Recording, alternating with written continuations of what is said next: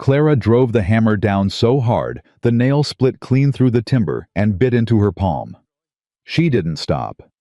Blood ran across her knuckles, dripped onto the raw wood and dried in the Montana sun before she reached for the next nail. 6 months pregnant alone on land that had no road, no well, no name, she swung that hammer again. Because if she stopped even for one breath, she was going to think about what he said the night he left. And she had decided she was never going to think about that again. If this story already has your heart, please subscribe to our channel and follow along until the very end. Every part of this will matter. Drop a comment and tell me what city you're watching from. I want to see exactly how far this story travels. Now let's begin. The first thing people in Harlan Creek said about Clara Whitfield was that she was going to die before October. The second thing they said was that she deserved it. They said it quietly, the way people do when they want the cruelty to land without the accountability. They said it over fence posts and across dry goods counters and in the back pews of a church that preached mercy on Sundays and practiced something entirely different the other 6 days of the week. They said it with the particular satisfaction of people who had decided a woman's suffering was proof of her own bad choices rather than proof of theirs. Clara knew what they were saying. She had ears. She had eyes.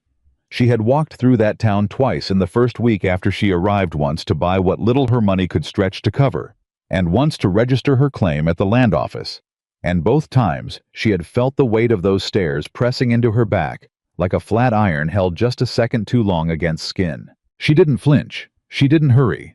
She bought her nails and her rope and her sack of cornmeal, she said good morning to the woman behind the counter, who did not say it back, and she walked out of that store with her head at the exact same angle it had been when she walked in. But that night, sitting beside the small fire she'd built in the open air, because the cabin had no roof yet, with the Montana dark coming down around her like something solid, Clara pressed one hand against the curve of her belly and talked to her daughter. She did this every night.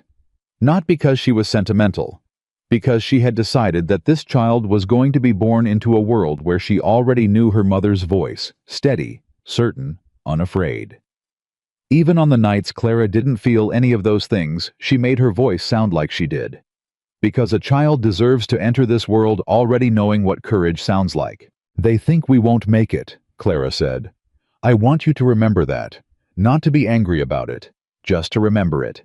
Because someday when you've made something that matters, it'll help you to know exactly who was watching and expecting you to fail. The fire popped. An owl called once from somewhere in the dark timber above her. Clara looked up at the skeleton of walls she'd been raising for 3 weeks. Rough-cut timber notched and fitted by hand, standing maybe 8 feet at the highest point where she'd managed to get the corner posts in. The south wall was the strongest. She'd taken the most time with it because it faced the wind, and she understood even then that what faced the most punishment needed the most preparation. She wasn't a carpenter. She had never claimed to be. What she was a woman who had spent 31 years watching other people build things, houses, reputations, futures, and had spent the last 4 of those years watching a man systematically dismantle everything she tried to build for herself. So when she found herself alone in the Montana high country in the summer of 1884, with a child growing inside her and a piece of raw land that nobody else wanted, she decided she was going to learn. She had bought one book, a building manual, old and water-stained, that she'd found in a box of discarded things outside the general store in Billings, 2 days before she reached Harlan Creek. She had read it 3 times on the wagon ride out. She had memorized the load-bearing principles, the foundation depth requirements, the roof pitch calculations for a region that saw heavy snow. She made mistakes. She made them constantly. She reset 2 corner posts after realizing she'd miscalculated the level. She tore out a section of the east wall and rebuilt it when the timber she'd used was green and already starting to bow. She dropped a beam on her foot in the 2nd week and bit down so hard on her own sleeve to keep from crying out loud that she left tooth marks in the fabric. But every morning she got back up. Every morning she lifted the hammer again. And every morning the walls stood a little taller. What the people of Harlan Creek didn't know, what they would never have been curious enough to ask, was where Clara had come from. Not the geography of it. They knew she'd come out of Billings. They knew she'd filed a homestead claim on 40 acres of rough ground at the eastern edge of the Calhoun Valley land that abutted the Carter Ranch on its north boundary, and had been sitting unclaimed because the creek access was complicated and the timber was dense, and most people who looked at it saw problem before they saw potential. What they didn't know was who Clara had been before she arrived. She had been the wife of Edward Whitmore for 4 years. She had been for those 4 years the most invisible visible woman in Helena. Edward Whitmore was not the kind of man who yelled. He was the kind of man who corrected. He was the kind of man who explained in a patient, quiet voice exactly what you had done wrong, exactly how it reflected on both of you, and exactly what you needed to do differently.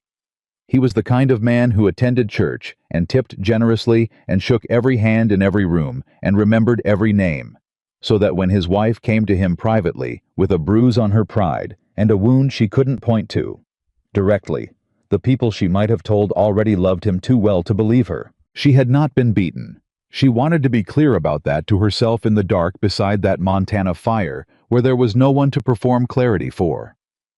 Edward Whitmore had never raised a hand to her. What he had done was quieter and more complete. He had taken every decision, every preference, every small certainty she had about herself and held it up to the light and found it wanting. Year by year, conversation by conversation, he had made her into something that agreed with him, something that waited, something that asked permission before it wanted things. And then she had gotten pregnant. She had expected she was not sure what she had expected. Something, some softening, some shift in the architecture of the man she'd married. She was carrying his child. Surely that meant she had given him something he could not diminish. Instead, Edward sat across the dinner table from her on a Tuesday evening in December of 1883, set down his fork with the particular deliberateness that meant he had something prepared, and told her that the timing was inconvenient, that he had business concerns that required him to be in Denver through the spring, that he had made arrangements with his sister in Butte, who could receive Clara for the confinement, and that when the child arrived, they would discuss the next steps at that point. He said it the way he said everything, reasonably, without heat. Clara sat across from him and felt something happen inside her that she didn't have a word for yet. It wasn't anger. It was more like recognition. The way you look at a thing you've been trying to make sense of for a long time, and suddenly you can see exactly what it is, and the clarity is both terrible and clarifying. She said, "I'm not going to Butte." Edward looked up from his fork. "Clara," he said, "I'm not going to your sister's house," she said. "I'm not going to wait in someone else's home for you to decide what the next steps are. I'm not going to do that." There was a pause. Edward set his fork down again, this time all the way. "You're being emotional," he said. "That's understandable given your condition." "I'm leaving," Clara said. She said it quietly. She said it the way he said things, without heat, because she had learned from 4 years of watching that the person who keeps their voice level in a conversation is the person who gets believed later. "You're not going anywhere," Edward said, and for the first time in 4 years, his voice dropped into something that wasn't reasonable anymore, something that was just the bedrock underneath the reasonable, and Clara heard it for exactly what it was. The sound of a man who had confused his wife's compliance with her consent for so long that he'd forgotten they were different things. She left the next morning before he woke up. She took the money from the household account, not all of it, exactly half, because she had kept track for 4 years of every dollar she had brought into that marriage from her father's small estate, and she took exactly what was hers, and she took the clothes that fit her body as it was now, and she took the small tin box her mother had left her with the photograph inside, and she took nothing else. She did not take the life he'd built for her. That was his. She didn't want it. She went to Billings first because she knew no one there, and that was what she needed, a city where she was just a woman, not Edward Whitmore's wife, not a subject of careful correction and patient explanations. She found a boarding house. She found a land office. She spent 3 days going through the available homestead claims in the territory, looking for something nobody else wanted, something she could afford, something with timber and water access, even if the access was difficult. She found the 40 acres in the Calhoun Valley. She bought the building manual. She got in the wagon. And that was how Clara Whitfield, she had taken her mother's name back on the road to Billings quietly and without ceremony, because she was done with Whitmore, arrived in Harlan Creek, Montana, in June of 1884, 6 months pregnant and entirely alone, to build something that was entirely hers. The land was harder than the manual had prepared her for. That was the first lesson. The manual was written by men who were imagining men, and it assumed a certain baseline of physical capacity that Clara was learning to work around rather than through. There were things she could not do at full-strength heavy lifts above her head, certain bracing techniques that required 2 people pressing from opposite sides. She found her way around each one. Sometimes it took her 3 times as long. Sometimes she had to wait until the morning when her body was less tired and approach the problem fresh. She did not ask for help. This was not stubbornness. She had thought about it carefully, and she had decided that asking for help from the people of Harlan Creek was not something she was willing to do because she already knew what the price would be. It would be a debt. It would be an obligation. It would be, however subtly, however slowly, another version of the same arrangement she'd just left. A man helped a woman. The woman owed the man something. The man had opinions about how she ought to proceed from there. She had lived inside that arrangement for 4 years, and she understood exactly how it worked, and she was finished with it. She hired a boy from town to haul timber twice, paid him. Fairly said nothing personal, sent him home both times, and everything else she did herself. By late July, the walls were at 6 feet on 3 sides, and she was working on the 4th. By early August, she'd solved the roof problem. It had kept her up 4 nights in a row, the roof problem. The pitch calculations weren't the difficulty. The difficulty was getting the ridge beam up alone. A ridge beam on a structure this size needed to go up 12 feet and sit level, and she didn't have the equipment, and she didn't have a second pair of hands, and she'd been lying on her bedroll, staring at the stars, working through every mechanical option she could imagine. And then on the 4th night, she sat up at 2 in the morning and said out loud to her daughter, "Gin poles." She built a set of simple gin poles from scrap timber the next morning. It took her a full day, and she tipped the first one wrong and had to reset it. But by evening of the following day, the ridge beam was up level within a 1/4 inch, and she was standing on the ground below it, with her hands on her hips and her back aching in 3 separate locations, and she was crying. Not from pain. From the sheer, almost physical reality of a thing she had built with no one's permission. It was the following week that the rider came. She heard him before she saw him, the particular sound of a horse coming through the timber with a certain carelessness. The kind of carelessness that belongs to a man who has never had to be quiet on land because he has always been on land that was his. Clara was on the half-built roof fitting boards when the horse and rider came out of the tree line at the lower edge of the property and stopped. She looked down. He was what this territory produced when it had the time and the money to produce something broad-shouldered, straight-backed, sitting the horse like it was an extension of his own body. He wore the dust of a long ride, and he wore it comfortably. His hat was pushed back from his face, and he was looking up at her with an expression she couldn't immediately read. Not quite surprise, not quite anything else she had a name for. She looked back down at the board she was fitting and drove the nail. She heard him dismount. She heard the particular sound of a man composing himself, a small straightening, a breath taken differently. Then he said, "Ma'am." "State your business," Clara said. She did not look down again. She fitted the next board and reached for the nail. A pause. "My name is Nathaniel Carter. My family owns the—" "I know who the Carters are," Clara said. "State your business." Another pause longer. "This property shares a boundary with our north pasture. My father asked me to ride out and—" He stopped, started again. "There's been some concern about the construction, the proximity to our fence line." Clara drove the nail. "My claim is filed. My boundary is legal. Your fence line isn't my problem." "Yes, ma'am. I understand that. I just—" He stopped again. Clara set down her hammer and looked down at him. How was younger than she'd expected. Mid-30s, maybe. The face of a man who'd spent considerable time outdoors, but who also, she suspected, spent considerable time indoors worrying about things. There was something around his eyes that suggested a mind that turned over problems at length, which she recognized because she had the same thing. "Mr. Carter," she said, "your father sent you out here expecting to find a situation he could manage. I'm not a situation. I'm a homesteader.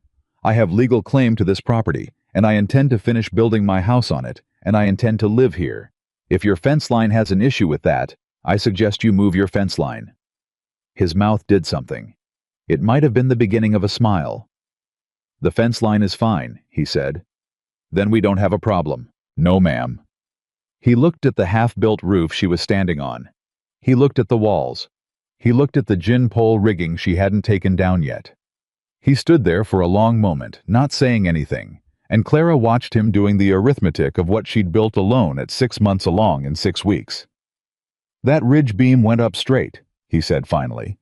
It wasn't a compliment exactly. It was more like an acknowledgement, the way a carpenter speaks to another carpenter. "Yes," Clara said. "It did." He stood there another moment. Then he put his hat back where it belonged and gathered his reins. "Good day, ma'am," he said. "Good day, Mr. Carter." He rode back into the timber. Clara went back to her boards. But she noticed and filed away without examining too closely that he'd ridden very slowly back through the tree line, like a man who wasn't quite ready to stop looking at something he didn't fully understand yet. He came back 4 days later. She was working on the floor joists when she heard him, and this time she was on the ground, so she saw him come out of the tree line, and she watched him ride toward her without breaking the rhythm of what she was doing, which was using a draw knife to true up the edge of a joist that had a slight bow in it. He stopped his horse at a respectful distance and dismounted. He was carrying something tied across his saddle. She could see it now, a bundle of some kind. "Mr. Carter," she said. "Miss Whitfield." He walked toward her, and she saw that the bundle was lumber. Not rough timber-milled lumber, the kind you bought from the yard in town, the kind that came out straight and true and required considerably less labor than what she'd been working with. "I brought some my father had surplus from the barn repair. It would have been burned otherwise." Clara set down the draw knife. She looked at the lumber. She looked at him. "Your father had surplus lumber," she said. "Yes, ma'am." "And he sent you to bring it here." A very brief pause. "That's right." "Mr. Carter," Clara said, "your father sent you here 4 days ago to convince me to leave. He didn't send you here with lumber." Something shifted in his face. Not embarrassment, more like the acknowledgement of a man who's been caught in a courtesy and isn't sure whether to defend it. "No," he said. "He didn't." "Then whose lumber is this?" He was quiet a moment. "Mine." Clara looked at him for a long time. "I will accept the lumber," she said finally, "under one condition." "Name it." "I work beside you. You don't build this house for me. You don't direct how it gets built. If you put your hands on this structure, it's because I've asked you to, and it's because we're working together on my terms. The moment that changes, the lumber goes back with you, and so do you." Nathaniel Carter stood in the afternoon sun on Clara Whitfield's land and looked at her with an expression she could not immediately catalogue. "Agreed," he said. They worked until the light failed that evening. He was, she discovered, genuinely useful, not in the way men were useful when they were trying to show you something, but in the way a person was useful when they paid attention and adapted to what was needed rather than what they'd assumed. When she needed a second pair of hands on a brace, he was there with the right pressure at the right moment. When she didn't need him, he found something else to work on without being told. They didn't talk much, not that day. But when the light finally went and Clara straightened and pressed a hand against the ache in her back, Nathaniel picked up his tools without being asked and stacked them with a neatness that suggested habit. "Same time tomorrow," he said. Clara looked at the structure. 3 walls fully boarded now, floor framed out, roof perhaps 4 days from done. 6 o'clock, she said. "I work from 6.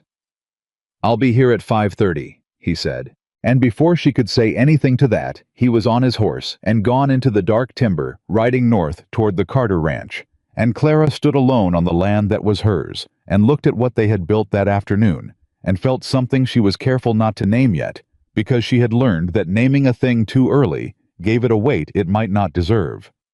She pressed her hand against her belly instead. "He's interesting," she told her daughter.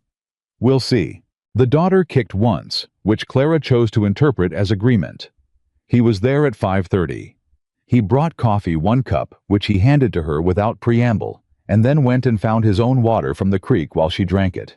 She noticed that too. The particular consideration of a man who brings 1 coffee because it was for her and doesn't make a thing of what he doesn't have for himself. They worked 6 days straight. By the end of those 6 days, Clara had a roof. She stood under it in the early evening of the 6th day and looked up at the boards above her head. Her boards, her timber fitted by her hands and by the hands of a man who had, to his considerable credit, done exactly what he'd agreed to do, and not one thing more, and she breathed the particular smell of fresh-cut wood and Montana air, and something that was not quite pride, but was in the same family. "It's a good roof," Nathaniel said from behind her. "Yes," she said. "Going to need chinking on the north wall before cold weather." "I know. I've done that kind of work before." Clara turned and looked at him. "Are you asking?" she said. He held her gaze. "Yes, ma'am, I'm asking." She was quiet for a moment. "I'll let you know," she said. It wasn't a yes, but it wasn't a no, and they both understood the difference. He rode home. That evening, and Clara stood in her doorway. She had a doorway now and a door she'd hung herself. Though the latch was temporary, and she watched him go and tried to figure out what exactly she was dealing with. In her experience, men who helped women wanted something. That was not a cynical observation. That was just the pattern she had seen. Sometimes what they wanted was obvious and uncomplicated. Sometimes what they wanted was something they couldn't quite name themselves. The particular satisfaction of feeling necessary, of being the reason a problem got solved. Either way, the wanting was there. She hadn't found Nathaniel Carter's wanting yet. That made her careful. But she thought about the coffee. The single cup handed over without comment. The way he'd picked up tools at the end of a long day without being asked. The way he said, "Are you asking?" when she'd asked if he was asking the way he understood, without her having to explain it, that the asking mattered. She went inside and lit her lamp and started her dinner, and thought about a man who seemed to understand instinctively that what she needed was not someone to solve her problems, but someone to stand in the same weather she was standing in and not make her explain why she was still outside. He came back 3 days later to help with the chinking, because she'd told him she'd let him know, and she had. She'd sent word by the same timber-hauling boy she'd hired before a brief note. 2 sentences, "North Wall, Saturday, 6 o'clock, if it suits you." And he'd sent the boy back with a note of his own, equally brief, "It suits me." That was the day the town started talking. Word traveled fast in a county the size of Harlan Creek's. There was nothing to do with winter coming, and the harvest already in, except notice things, and what the town noticed was that Nathaniel Carter, oldest son of James Carter, heir to the largest cattle operation in the county, a man who had been informally understood for years to be intended for Margaret Holloway, whose family owned the mill, and whose combination with the Carter land would make a practical empire, had been seen riding north regularly for 2 weeks toward the unclaimed land where that woman was building. Clara heard it from the dry goods woman, who had apparently decided that delivering unasked-for information was an acceptable substitute for basic courtesy. "People are talking," the woman said, with the particular satisfaction of someone delivering a warning they are secretly glad about. "About what?" Clara said, though she knew. "About you and Nathaniel Carter." "We're building a house," Clara said. "People say." "I don't reckon what people say concerns me much," Clara said pleasantly, and put her money on the counter and took her goods and left. But she thought about it on the ride back, sitting in the wagon with her boots on the footboard, and the Montana sky doing that thing it did in late August, where it turned a color that didn't quite have a name, too blue to be purple, too deep to be just blue. She thought about what it cost a man like Nathaniel Carter to ride out to a pregnant woman's homestead for 2 weeks in a town the size of Harlan Creek. She thought about what it said about him that he'd done it anyway. And she thought about what it would cost her if she started to trust that. The next time he came, she watched him more carefully. She was trying to find the angle. The thing he was getting out of this. Not because she was suspicious of him specifically, but because she had learned at considerable personal cost that understanding what a person wanted was the beginning of understanding who they were. He worked hard. He didn't take shortcuts. When he found a section of chinking that needed to come out and be redone, he said so clearly, without softening it, and without assuming she needed softening. "This section here," he said and pointed. "It looked fine, but the mortar didn't set right. It'll let in water if we leave it." "I'll take it out," Clara said. "I'll take it out," she said again, and he handed her the tool and stepped back and let her. She took it out. He handed her the materials for the redo. They worked it together. At noon, she fed them both from the pot she kept going on the small stove she'd installed inside. She hadn't planned to. She'd just made enough for two without thinking about it, which was the kind of thing she noticed in herself with suspicion. They sat outside the cabin in the brief warmth of the September noon, with the bowls in their hands and the timber around them holding that particular mountain quiet. "Why are you here?" she said. She meant it directly. She was past the point of asking things sideways. Nathaniel looked at the bowl in his hands. Then he looked at her. "Honest answer," he said. "Is there another kind worth giving?" I was quiet for a moment. "When I rode out here the first time," he said, "my father's exact words were, 'Go out there and talk sense to that woman before she builds something that creates a problem for us.' He thought you were he expected." He stopped. "I expected someone different," Clara said. "Yes." He looked in the wall in front of them. "And then I saw that ridge beam." He paused. "I've been doing ranch work my whole life. I've put up a lot of structures. That ridge beam the way you rigged those gin poles alone. I've seen men with 2 decades of experience and a full crew not do it cleaner than that." He glanced at her. "So I went back to my father and I told him you had a solid operation and there wasn't a problem with the fence line." "That's not why you came back," Clara said. "No," he said. "It isn't." "Then why?" He thought about it. "I reckon," he said slowly, "because most of my life I've been around people who have everything and act like they're owed more, and you—" He stopped. Tried again. "You have next to nothing, and you act like it's enough to work with." He shook his head slightly. "I didn't know people did that."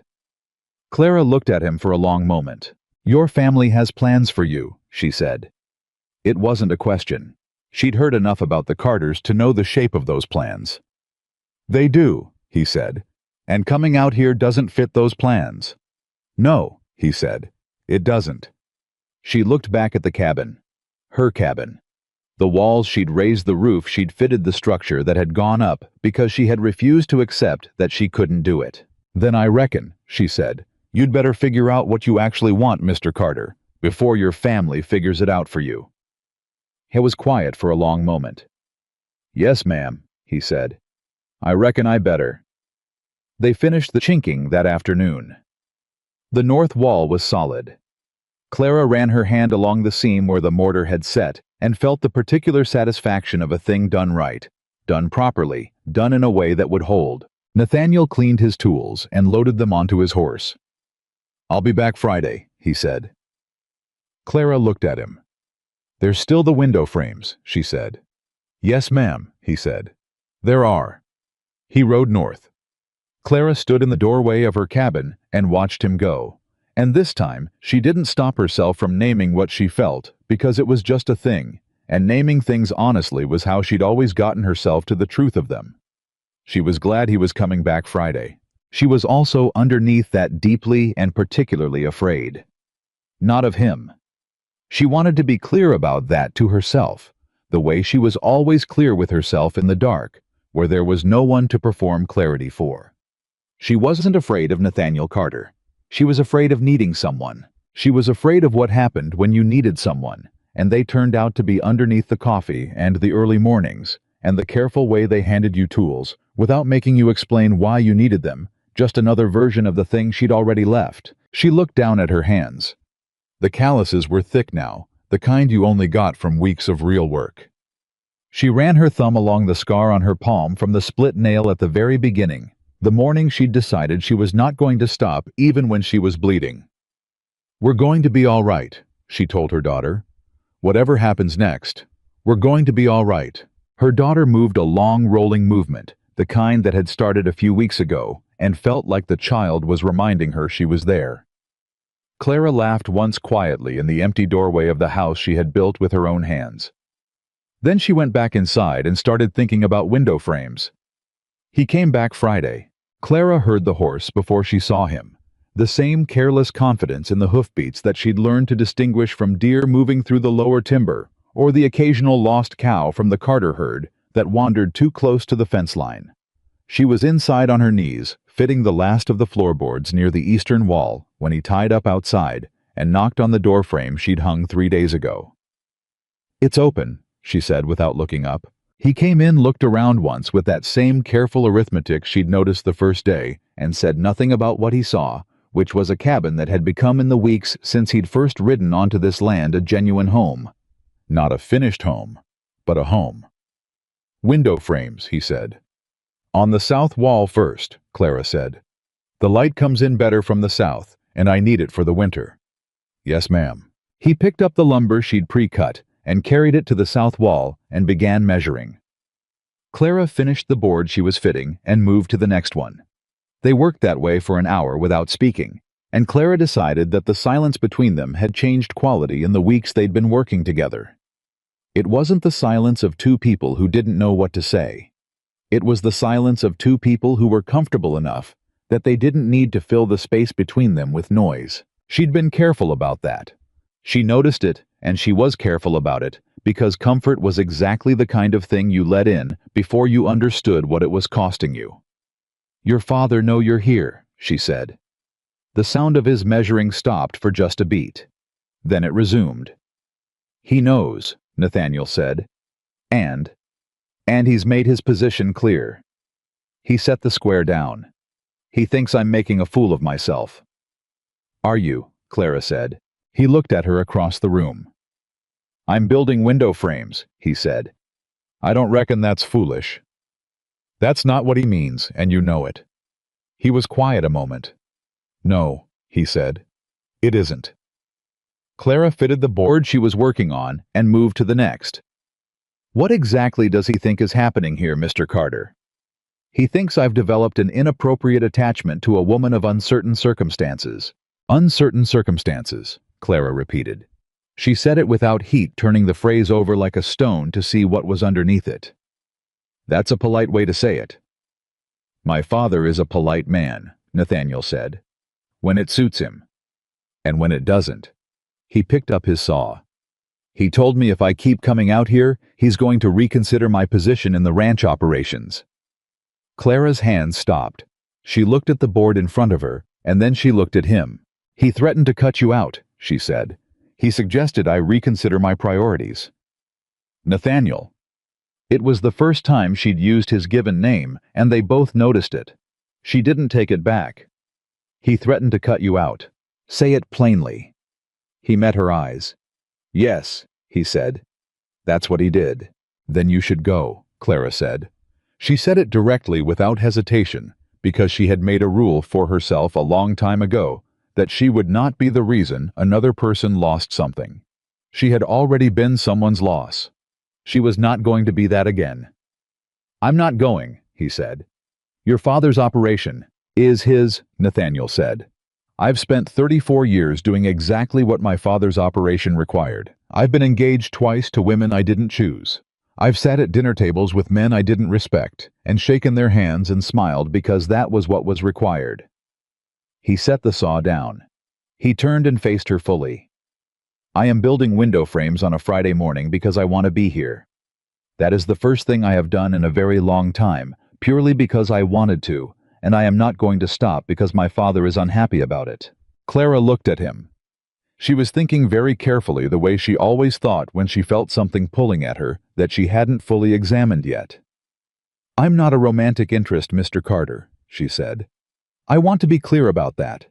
I'm a woman building a homestead who has accepted your help because you've earned my trust to a certain degree. That is the whole of what this is." "I know that," he said. "Do you?" "Yes, ma'am." He picked the saw back up. "But I'd like to keep coming anyway if you'll permit it. As a neighbor, that's all."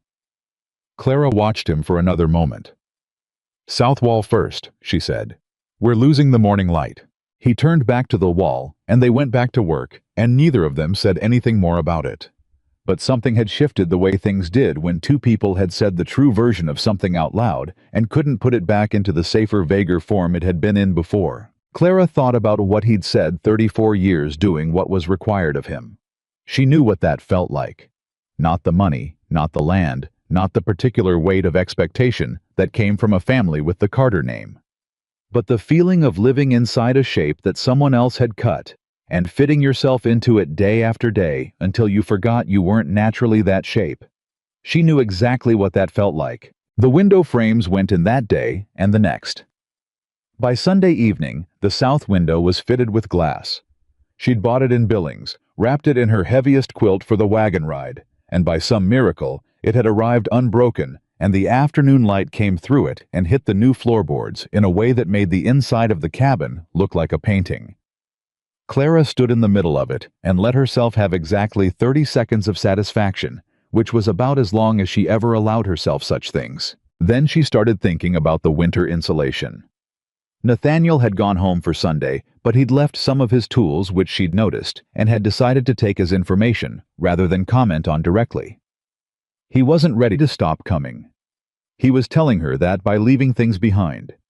She'd straightened his tools into the corner she'd designated and gone to bed. Monday morning she heard horses. Not one horses. Multiple coming through the timber faster than Nathaniel ever rode, with a weight and a purpose that told her before she could see them that this was not a social call. She was outside before they cleared the tree line. 3 riders. James Carter in the front. She knew him by description, and the description had been accurate. A big man who carried his age like it was armor rather than erosion, with a face that had the particular set of a man who had always won by making other people feel small before the negotiation even started. 2 ranch hands flanking him. James Carter pulled up his horse 20 feet from where she was standing and looked at her. She looked back. "Miss Whitfield," he said. His voice was exactly what she'd expected. Reasonable.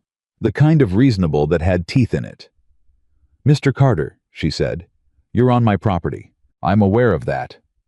He looked at the cabin. He looked at the gin pole rigging still standing at the east end. He looked at the lumber stacked against the south wall. And she watched him do the arithmetic, the same arithmetic his son had done, and she watched it land differently, not with the quiet recognition Nathaniel had shown, but with something more like recalibration. He was adjusting what he'd expected to find. "You've been building," he said.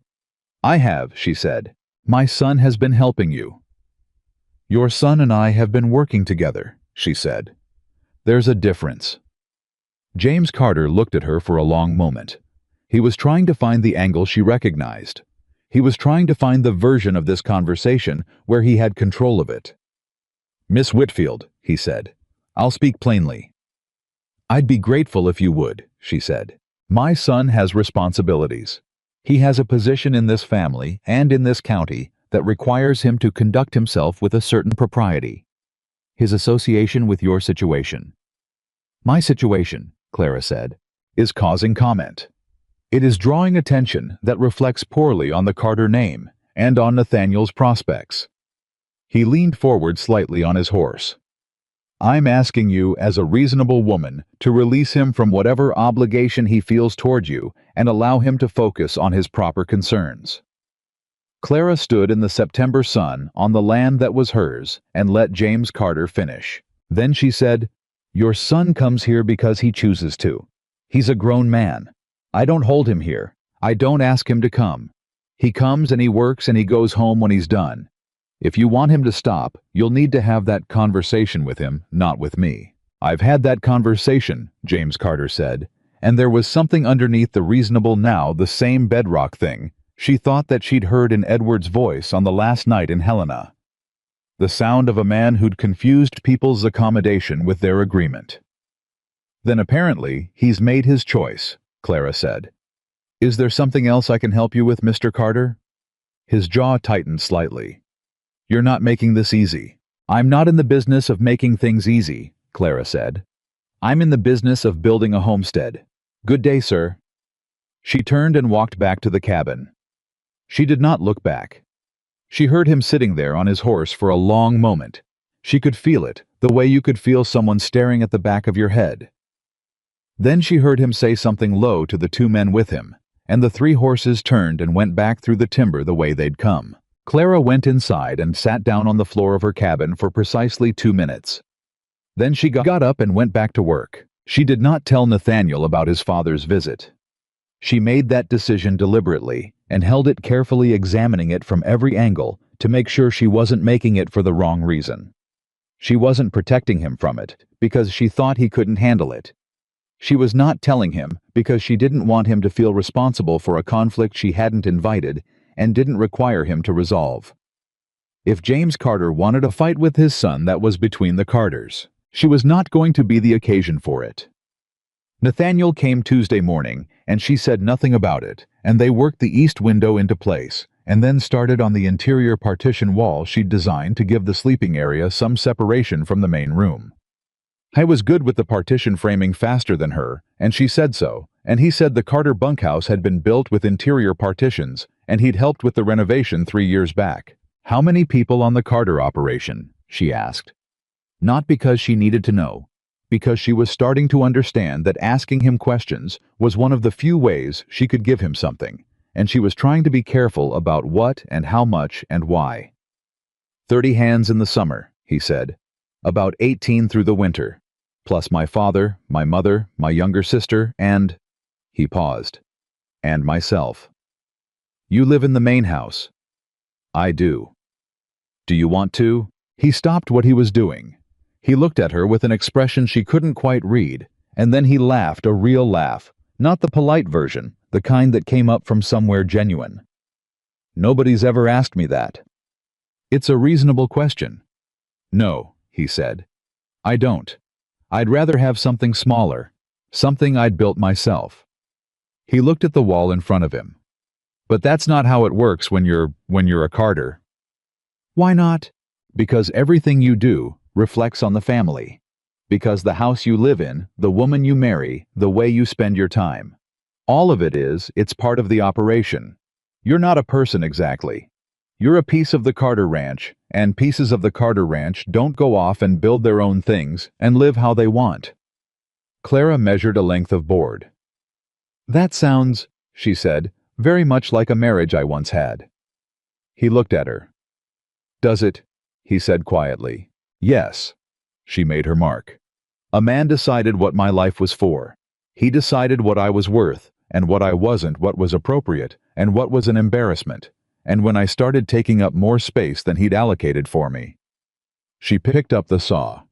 He reminded me that I was a piece of something, not a person. The silence held for a moment. Edward Whitmore, Nathaniel said. It wasn't a question. He'd heard the name from someone. She didn't blame him for knowing it.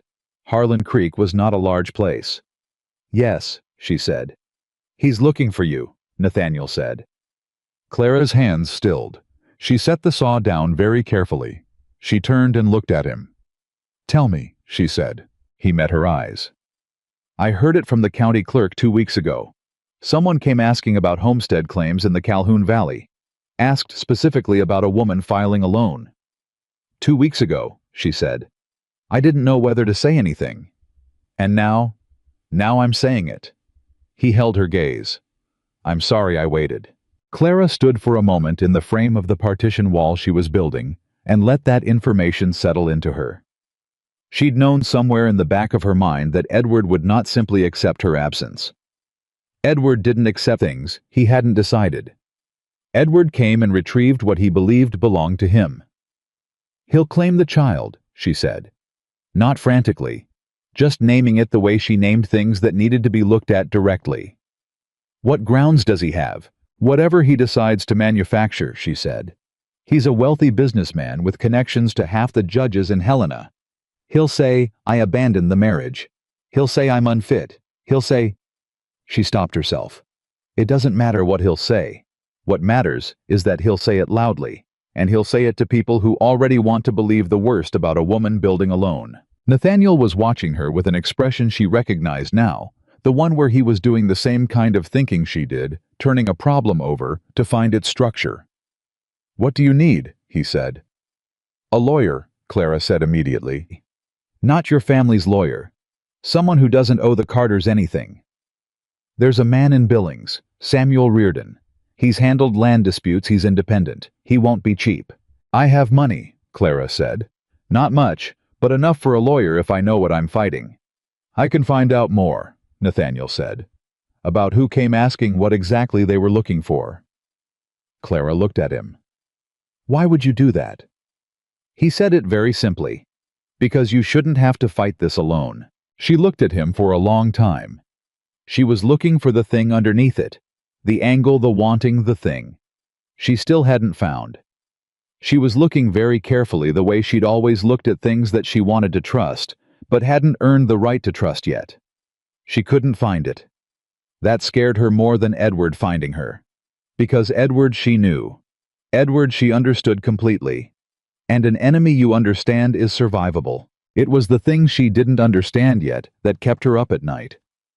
All right, she said. Find out what you can. He nodded. He picked up his tools. Clara, he said. She looked at him. Whatever he says about you, Nathaniel said. Whatever he tells people, I've been working alongside you for 6 weeks. I've seen what you've built. I've seen how you work. And there isn't a person in this county whose opinion I respect who wouldn't see exactly the same thing. She didn't say anything for a moment. That might be the most useful thing anyone said to me in 4 years, she said finally. He left. She stood in the cabin and pressed her hand against her belly and tried to breathe evenly, the way she did when something large was moving toward her, and she needed to stay level to meet it. He's coming, she told her daughter. Your father is coming. Her daughter moved. Clara breathed. But we've got a roof, she said. And we've got walls. And we've got window frames. And that's more than we had 2 months ago. Nathaniel came back Thursday with a name. Not just the name of the person who'd inquired at the land office, a man named Giles, who did legal work for several Helena businesses, and whose connection to Edward Whitmore was, Nathaniel told her, well documented in Helena legal circles. But also a piece of information that landed harder. He's filed a motion in Helena, Nathaniel said, in family court. Clara was sitting at the table she'd built herself 2 weeks ago from leftover timber. She had a cup of coffee in front of her, and she set it down very carefully. What kind of motion? Claiming abandonment of the marital home. Claiming you've placed the unborn child in an unsafe environment. Claiming his paternal rights require the court to... He stopped. Require the court to what? Clara said. Nathaniel looked at her directly. To place you in his custody until the child is born. The room was very quiet. Clara looked at the table in front of her. She looked at her hands on the table. She looked at the grain of the wood she'd cut and fitted and sanded to a surface smooth enough to write on, because her daughter was going to learn to write at this table, and she was going to learn it properly. Then she said, he's asking a court to make me his property again. That's what the motion amounts to, Nathaniel said. Can he do that? He can try, Nathaniel said. The law is... He paused. He said the next part carefully, the way you said things that were true and terrible. The law is not built for your situation, Clara. A married woman's property. A married woman's children. The courts lean toward the husband. Especially a husband with Edward Whitmore's resources. So what do I do? You get to Reardon before the motion comes to a hearing, he said. You get there Monday. I'll ride with you. You don't need to. I know I don't need to, he said. I'm asking to. She looked at him. Why? She said. Not accusingly, not defensively. She just needed to understand. Nathaniel was quiet for a moment. He looked at his hands, and then he looked at her, and he said, because I'm watching someone fight a battle they shouldn't have to fight alone, and I am in a position to help, and doing nothing would make me the kind of man I don't want to be. He paused. That's all. That's the whole of it. Clara looked at him for a long time. Monday, she said. 6 o'clock. I'll have horses ready. She nodded. She looked back down at the table. He's going to use the baby, she said. Not to Nathaniel exactly, just naming it, putting it where she could see it clearly. He doesn't want the child. He never wanted a child. But he's going to use it because it's the best way to get to me, and a man like Edward always knows where the best place to hit is. Reardon's good, Nathaniel said. He's won cases that looked worse than this. Has he won cases that looked exactly like this? Nathaniel was honest. No, he said. But, then I need to be better than the case, Clara said. I need to give Reardon something that makes this case different from the ones that looked like it. She was thinking out loud now the way she thought through the roof problem, and the gin pole problem, and every other problem that had come at her since June. What does a court believe? What does any of those men in that room believe about a woman like me? She already knew the answer. She'd been building her answer to it for 3 months. They'll see a woman who left her husband, she said. They'll see an unmarried pregnant woman living alone in the mountains. They'll see a scandal, unless I can make them see something else. What else can they see? Clara looked up. A homesteader, she said. A legal claim. A structure built according to code. A woman who has established a residence, a livelihood, a future for her child. Not a woman who ran away. A woman who built something. Nathaniel was looking at her with that expression again. The one she still didn't entirely have a name for. The cabin, he said. The cabin, she said. You want to bring evidence of the cabin to the court hearing. I want them to see that I didn't run into the wilderness to hide, Clara said. I came here to build. There's a difference. A very large legal difference. You'd need documentation. Survey records, construction records, photographs if you can get a photographer out here. Can you get a photographer out here? He was already thinking. There's one in town, Harlan Creek Gazette. He does portraits mostly, but he's got the equipment. I can ask. Ask, Clara said. Monday morning before we leave for Billings. He stood up. He was already moving toward the door, already 3 steps ahead in the planning, and Clara watched him and thought about what it was like to be inside a conversation with someone who moved toward problems rather than away from them. She had been married for 4 years to a man who moved away from problems, who smoothed them over, covered them, made them polite, and then left them for her to carry. She had been married to a man who managed her. And here was a man who, when she said she needed something, started figuring out how to get it. Nathaniel, she said. He turned. Thank you, she said. Just that. She didn't dress it up. He nodded.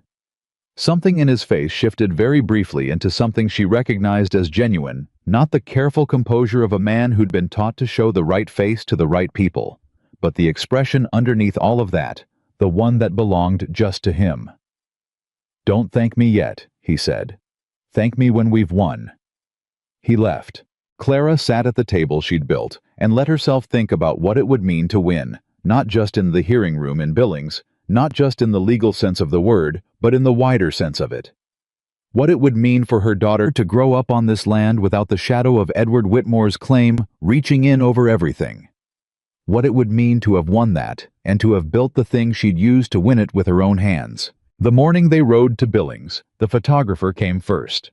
He was a nervous young man who spent 20 minutes setting up his equipment and apologizing for it, and then went very quiet and professional when he actually stood behind the camera. He photographed the cabin from 4 angles. He photographed the interior framing. He photographed the survey marker at the boundary of Clara's claim, and at Nathaniel's suggestion, which he made quietly, and which Clara thought about for a moment before she agreed, he photographed Clara herself. Standing in the doorway of her cabin, one hand resting on the doorframe, she'd hung herself, looking into the camera, with the exact expression she'd had on her face the first morning she'd picked up a hammer and decided not to stop. That's the one, the photographer said, and Clara didn't need to see the plate to know he was right. They rode to Billings. Samuel Reardon was exactly what Clara needed, and nothing like what she'd expected. A small man with ink-stained fingers and a mind that moved so fast she had to pay close attention to follow it. He listened to everything she said without interrupting her once, which was already more than most men had ever given her. When she finished, he was quiet for a full minute. Then he said, "The motion is weak. Whitmore's people filed it fast, and they filed it sloppy because they expected you to fold before it came to a hearing. They didn't expect documentation. They didn't expect photographs. They certainly didn't expect—" He glanced at Nathaniel. "They didn't expect you to have independent witnesses of standing who can testify to the state of your residence and your conduct." Clara looked at Nathaniel. Nathaniel was looking at Reardon. "You're asking me to testify," he said. "I'm asking if you're willing," Reardon said. Nathaniel looked at Clara. She held his gaze. She said nothing. This was not her decision to make for him. She had told him that on the first day, and she held to it now. "Yes," Nathaniel said. "I'm willing." Reardon nodded once. "Then we have a case," he said. "It won't be easy. Whitmore's going to make this personal. He's going to say things in that courtroom about Miss Whitfield's character and choices that are going to be—" He paused. "Difficult to sit through." "I've been sitting through what Edward Whitmore says about me for 4 years," Clara said. "A courtroom is just a bigger room." Reardon looked at her. Something in his expression shifted into what she recognized after a moment as respect. "The hearing is in 3 weeks," he said. Clara nodded. She stood up. 3 weeks. She had 3 weeks to finish the cabin, the interior work, the winter insulation, the second window, and to prepare herself for a room full of men who were going to look at her life and find it wanting. She had done harder things than this. She had built the roof alone. She could hold a room. On the ride back to Harlan Creek, Nathaniel rode beside her in the early dark, and for a long stretch of miles neither of them said anything. The horses moved steadily. The Montana sky was doing the thing it did at dusk, going from that deep, wordless blue into something darker and more complete, and the first stars were coming through in the east. "You don't have to testify," Clara said eventually. Not because she wanted him to back out, because she needed him to know she understood the cost. "I said I would," he said. "Your father is going to be furious," Nathaniel said. "Yes, I know that." He was quiet a moment. "I've been thinking about what you said, about being a piece of something instead of a person." "I shouldn't have." "No," he said. "You should have. It was true." He looked at the dark road ahead of them. "I've been a piece of the Carter Ranch my whole life. Every choice I've made, every woman they've put in front of me, every dinner table and handshake and deal, it was all for the ranch, not for me." He paused. "Standing up in that courtroom and saying what I know to be true about you and what you've built, that's the first thing I'll have done in 34 years that was just for itself, just because it was right." Clara rode beside him in the dark and didn't say anything for a while. Then she said, "It's going to cost you." "I know," he said. "And you're still going to do it." "Yes, ma'am," he said.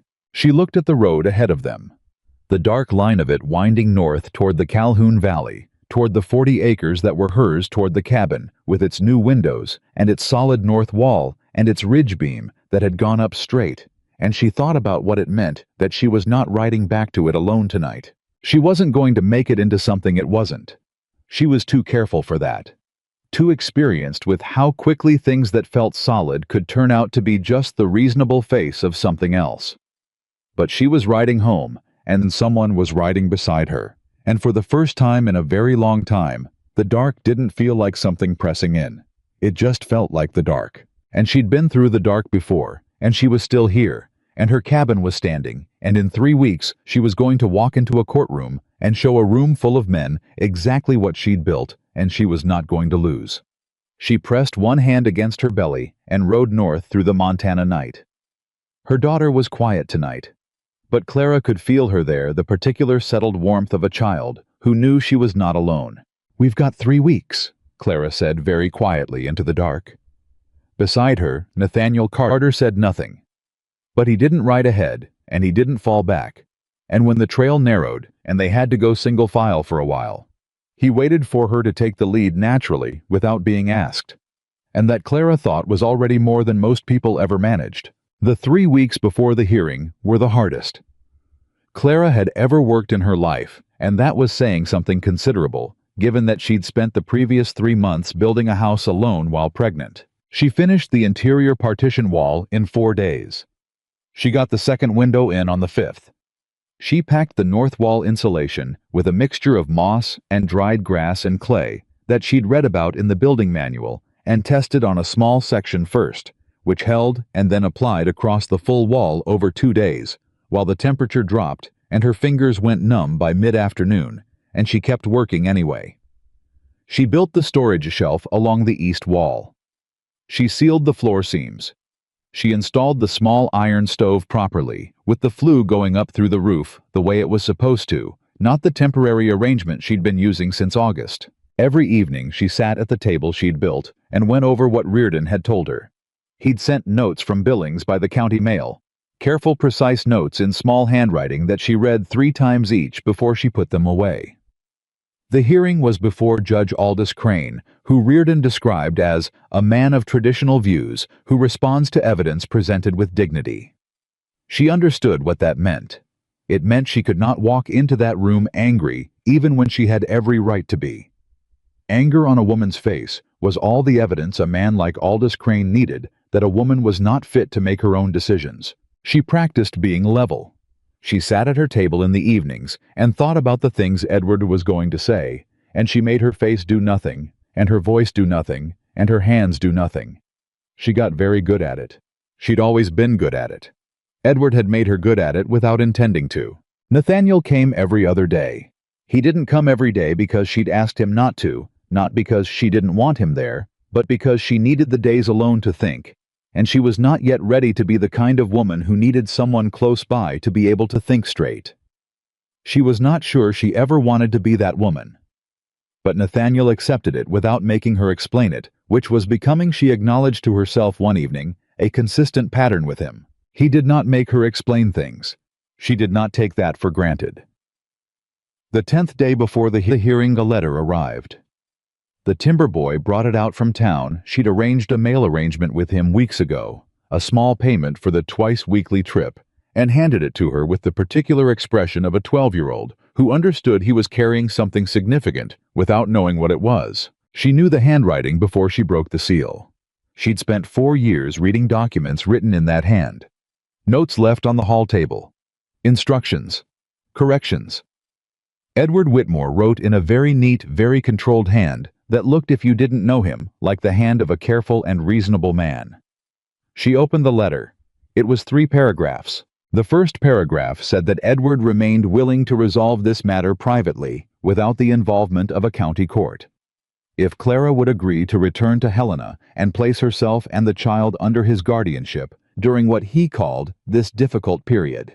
The second paragraph said that should she refuse this generous offer, he wanted her to understand the nature of what she would face in the courtroom, specifically that he had gathered testimony from 3 Helena women who were prepared to speak to Clara's unstable temperament and her history of irrational behavior, and that he had documentation suggesting her current living situation constituted an unacceptable risk to the welfare of an unborn child. The third paragraph said simply, "You cannot win this, Clara. You never could. Come home." She read it twice. She folded it very precisely along its original creases. She put it in the tin box with her mother's photograph. Then she went outside and picked up her hammer and went back to the storage shelf she'd been installing.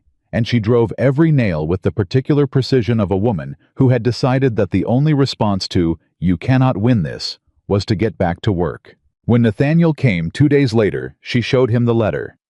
He read it without speaking. When he finished, he folded it back up and handed it to her, and was quiet for a moment. "He's scared," he said. Clara looked at him. "What?" "The offer in the first paragraph," Nathaniel said.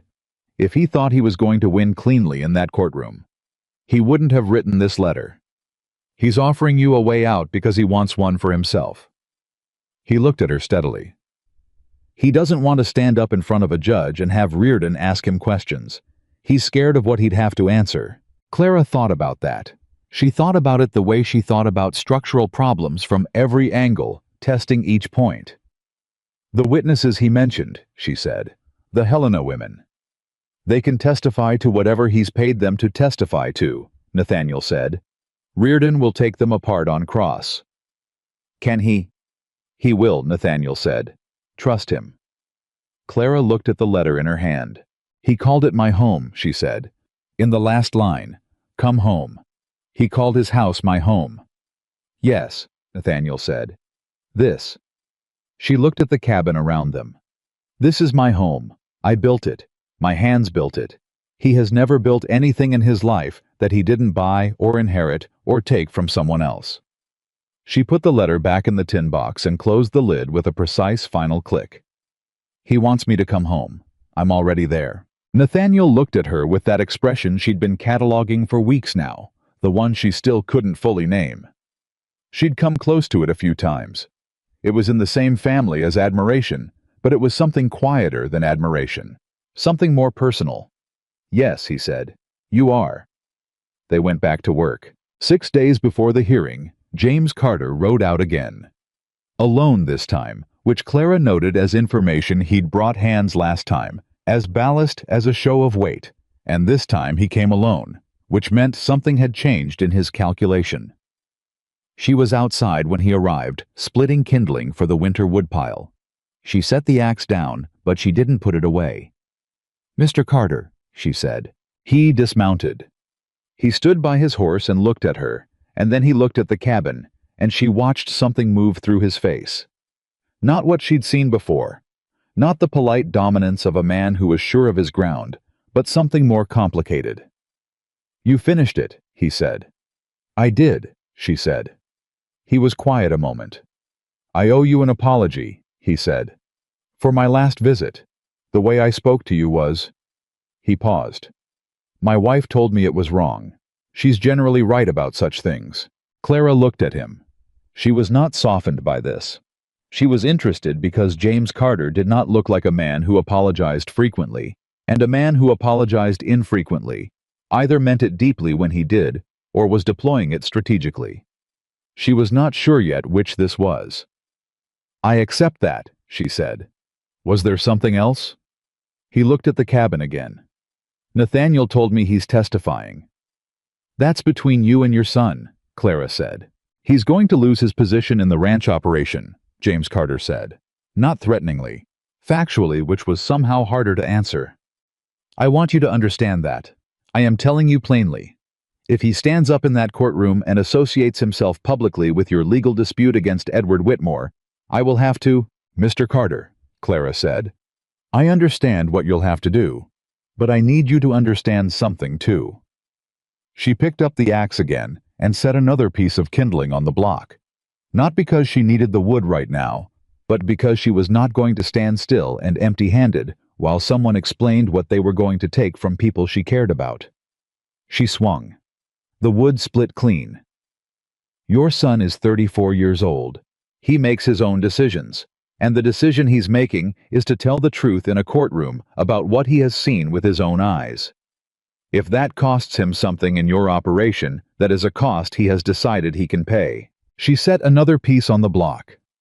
"The question you should be asking," she said, "is not whether I'll release him from the obligation. I already told you I hold no one here. The question is whether you are the kind of man who will punish his son for telling the truth. Because that is the choice in front of you, not the one you're trying to put in front of me." She swung the axe. James Carter stood in the yard and said nothing for a long time. Then he said, "You're not what I expected." "No," Clara said. "I don't reckon I am." He mounted his horse. He looked at the cabin one more time. "It's a solid structure," he said. "Yes," said Clara. "It is." He rode away. Clara split 3 more pieces of kindling before she stopped, not because she needed them, but because her hands needed somewhere to put everything she was feeling, and the axe was as good a place as any. That evening, Nathaniel came by, which wasn't his scheduled day. She knew before he dismounted that something had happened. "My father spoke to you," he said. "He did." "What did he say?" "He said what you already know he'd say." She looked at him. "He gave you a position to fill at the ranch. A role. Security. And he's told you what it costs to keep it." "He's giving me until the hearing," Nathaniel said. After that you lose your place in the Carter operation," Clara said. "I know. He told me." She met his eyes. "Nathaniel, I need you to hear me clearly. You do not need to testify. Reardon has the photographs, the survey records, the documentation. It's a strong case without you." "Is it strong enough?" She was honest. "Reardon says it's better with you." "Then I'm testifying." "Your father—" "My father built something his whole life," Nathaniel said. "And I respect that. I genuinely do. but he built it by deciding what everyone around him was worth and what they owed him for his investment in them. And I am—" He stopped. He started again. "I am tired," he said, "of being an asset in someone else's ledger." He looked at her directly. "That courtroom is the first place in my life where I get to say who I am without anyone else's accounting involved. I'm not giving that up."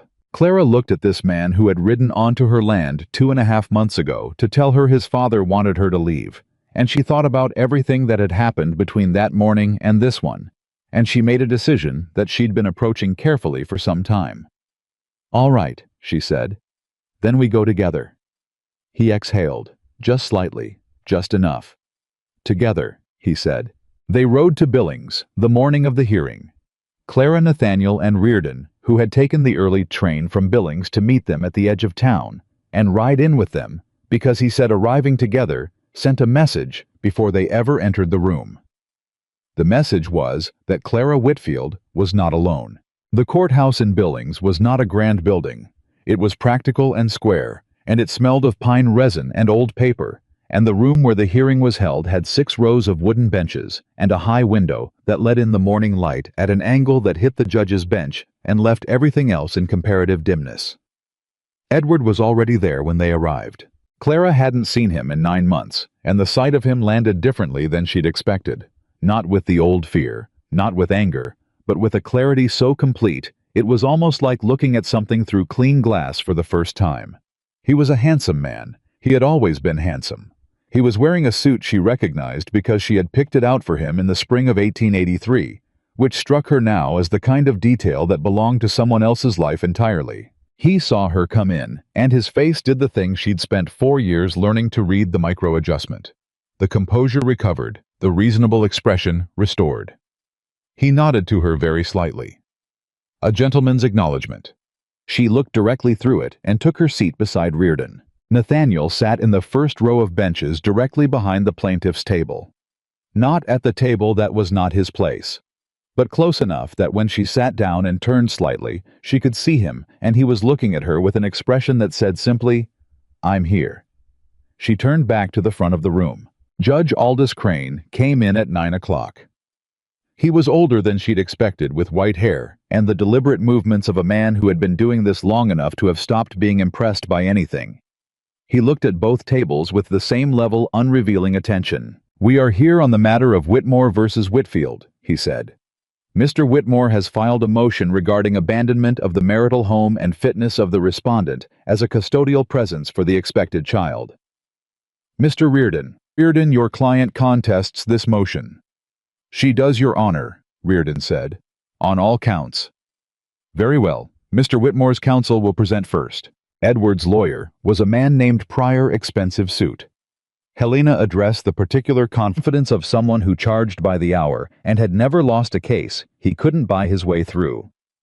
He presented Edward's argument smoothly, with the practiced ease of someone who'd done this many times. Clara listened without moving her face. The argument was what she'd expected. She had abandoned the marital home without cause. She had placed herself and the unborn child in conditions of physical danger and social isolation. She had refused her husband's reasonable offers of assistance.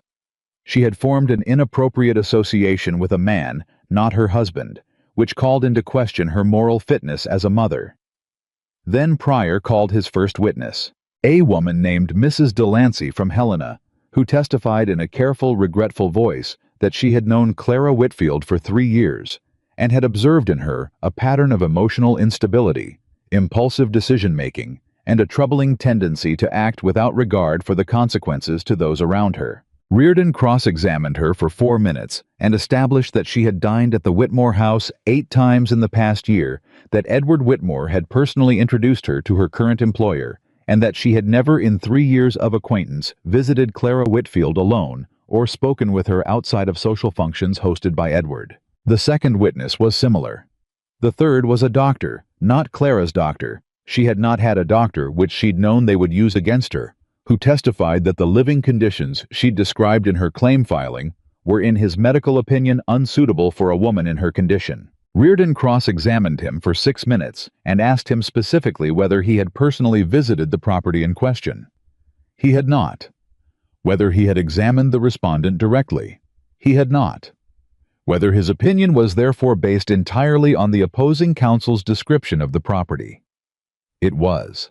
So your testimony, Reardon said very pleasantly, is that based entirely on what Mr. Pryor told you, and without any direct evidence of your own, you've concluded the property is unsuitable. The doctor recalibrated. The general conditions described. Thank you, Reardon said. No further questions.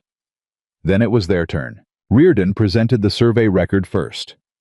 Legal filed complete containing the boundary description, the acreage, the water access rights. All in order. All filed before Edward had begun his legal proceedings. Then the construction documentation, the building permit. Clara had filed in Harlan Creek. The supply receipts, she'd kept every single one of the dated notes she'd made in the margins of the building manual. Then the photographs. He passed them to Judge Crane without comment and let them sit. Clara watched the judge look at the photographs. She watched him look at the one of the cabin from the south, which showed the glass window catching the September light. She watched him look at the interior shot that showed the finished floor and the partition wall and the small iron stove. She watched him look at the last one, the one of Clara herself in the doorway, with the hammer on the frame and that expression on her face. He looked at that one for a long time. Then Reardon called Nathaniel Carter.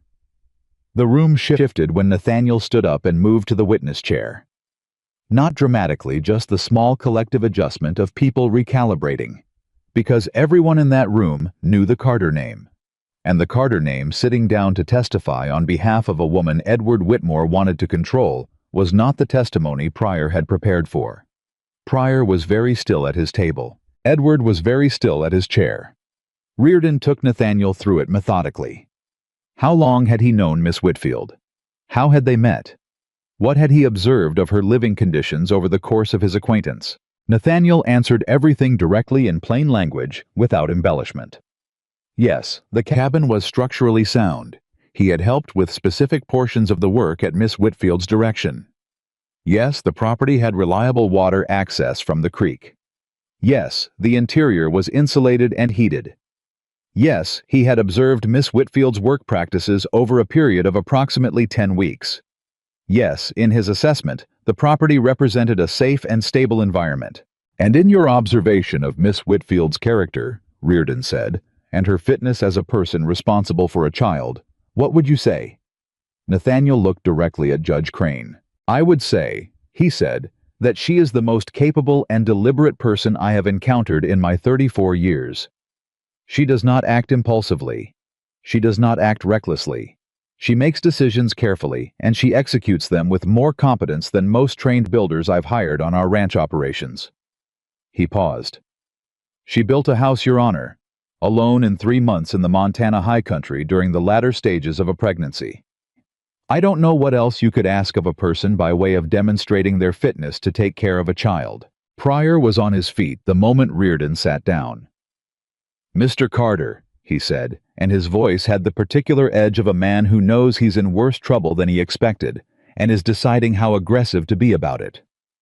You have described a close acquaintance with Miss Whitfield. Would you characterize that acquaintance as personal? I would characterize it as professional, Nathaniel said evenly. We worked together on a construction project. And nothing more. We are neighbors, Nathaniel said. And I count her as a friend, yes. And this friendship, Pryor smiled, which was the moment Clara knew he was going to say something he thought would land hard. This friendship, Mr. Carter, is it not true that it has been the subject of considerable comment in Harlan Creek, that your association with this woman has been viewed by your own family as inappropriate? My family has opinions, Nathaniel said. They're entitled to them. Your father has expressed concern about this association. My father expresses concern about most things that fall outside his plans, Nathaniel said. That doesn't make those things wrong. Pryor shifted. He was going to the personal now, and Clara knew it before he said it. She made her hands flat on the table and kept her face level. Mr. Carter, Pryor said, isn't it true that your interest in Miss Whitfield goes beyond the professional? that you are in fact personally attached to this woman in a way that compromises your ability to testify objectively about her character and circumstances. Nathaniel looked at Pryor for a long moment. He was composing something. Clara could see it.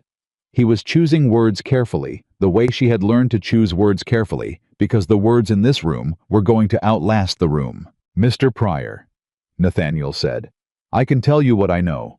I know that for 4 years, the man sitting at that table told everyone who would listen that Clara Whitfield was irrational, unstable, and incapable of managing her own affairs. I know that while he was saying that she was managing the household accounts, the domestic operations, and the social obligations of his life with a precision I'd be proud to see in any foreman I've hired." He paused. "I know that after he threw her out for being inconvenient, she took what was hers, and she built a life with it. I know what I have seen her do with my own eyes. My attachment to that truth does not compromise my testimony. It is my testimony." The room was very quiet. Pryor sat down. Judge Crane looked at the photographs again. He looked at Nathaniel. He looked at Clara. "Miss Whitfield," he said, "I'd like to hear from you directly." Reardon had prepared her for this. She stood up. She did not look at Edward.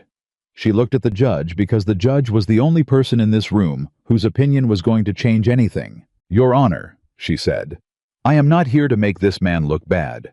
I am here because he has asked a court to take my child away from me. And I need you to understand that the woman he has described in this courtroom, irrational, unstable, unfit, does not exist." She kept her voice level. She kept her hands still. "I left because I was treated as property, and I refused to continue being property. I built a home because my child deserves to grow up with a roof her mother put over her head with her own hands. I am not fleeing something. I am building something, and I am asking this court to let me finish it." She sat down. The room was very quiet. Then, Edward's lawyer was back on his feet, and Edward himself was leaning toward him, saying something low and urgent, and Pryor straightened and said, "Your Honor, Mr. Whitmore would like to address the court directly." And Judge Crane said, "Very well." And Edward Whitmore stood up. And Clara, for the first time that morning, looked directly at her husband. He looked exactly like what he was, a man who had been very good at controlling things, and was watching control slip away from him, and was deciding in real time how much of himself to show in order to get it back. "Your Honor," Edward said, and his voice was exactly what it had always been. Smooth, reasonable, the voice of a man who had never had to raise it because people had always listened before he got loud. "I want to be clear that my only concern in bringing this motion was the welfare of my child." "Your child," Clara said. She said it quietly, but she said it, and the room heard it. Edward's jaw tightened fractionally. "The child I am legally the father of," he said. "Yes. I simply want to ensure that." "You told me the timing was inconvenient," Clara said. Her voice was still level. She had practiced this. She had practiced it 100 times in the dark of her cabin. "Those were your exact words. December, a Tuesday. You set your fork down, and you said the timing was inconvenient." "Clara, you arranged for me to be sent to your sister's house in Butte, like I was a piece of luggage you needed stored somewhere until you got back from Denver." Her hands were flat on the table. Her voice was flat. "You did not ask me what I needed. You did not ask me what I wanted. You told me what had been arranged. And when I said I wasn't going, you told me I wasn't going anywhere." She looked at him. "I am here, Edward. In this courthouse, in this territory on my own land with my own lawyer speaking in my own voice. I went somewhere." The room was very, very still. Edward looked at her across the courtroom with an expression she had never seen on his face before. Not the reasonable face, not the correcting face, not the patient face, something rawer than any of that. Something that was just the man underneath all those faces, stripped of the carefully maintained surface for just one unguarded second. He looked like a man who had genuinely not believed she could do this. Judge Crane said, "We'll recess for 30 minutes. And that was when Clara knew. Not because the judge had said anything that indicated a decision, but because recesses were what happened when a judge needed to think, and a judge who was certain would not have needed to think. And a judge who needed to think was a judge who had been moved from where he started. She stood up from this table, and Nathaniel was beside her before she'd fully straightened, not touching her just there, which was what she'd needed without knowing it was what she'd needed. "You were extraordinary," he said quietly just for her. "I was honest," she said. "Yes, ma'am," he said. "That's what I said." She almost smiled. Almost. She pressed her hand against her belly, where her daughter had been moving since the morning, a constant rolling presence that she'd started thinking of as company in the way she'd once thought of fire. "Almost over," she told her. "Just a little longer." Reardon came up behind them and put his hand briefly on Clara's shoulder. "He's going to rule for you," Reardon said low. "I've seen that recess before. He's not reconsidering. He's composing." Clara nodded. She did not let herself feel it yet. She had learned not to feel the win before it was actually won, because that was how you left yourself open for the thing you hadn't seen coming. She looked across the room to where Edward was speaking rapidly to Pryor, and Pryor was nodding but not writing anything down, which told her the conversation wasn't productive. Edward looked up and caught her looking at him. For a moment, they just looked at each other. "And Clara thought I spent 4 years trying to make you see me. I spent 4 years getting smaller and quieter and more careful, so that you might eventually decide I was worth looking at as a person instead of a problem to be managed. And then I stopped. And I built something. And now you're looking at me, Edward. Now you are absolutely looking at me." She looked away first. Not because he'd won anything, but because she was done. She was finished needing him to see her. She had other things to look at. She turned back to Reardon and said, "What do we do when he rules?" And Reardon told her. And she listened, and she nodded, and she started thinking about what came next, because that was what she did. She looked at what came next, and she started figuring out how to build it. The recess ended. The room reconvened. Judge Crane returned to his bench and looked at both tables with the same level, unrevealing expression he'd worn all morning, and then he began to speak. And Clara folded her hands on the table in front of her and lifted her chin by just a fraction of an inch and listened to every word. Judge Crane settled his reading glasses on his nose and looked at the papers in front of him for a moment before he looked up. The room was the kind of quiet that happens when a group of people are all holding their breath at the same time without having agreed to do it. "I have reviewed the evidence presented by both parties," he said.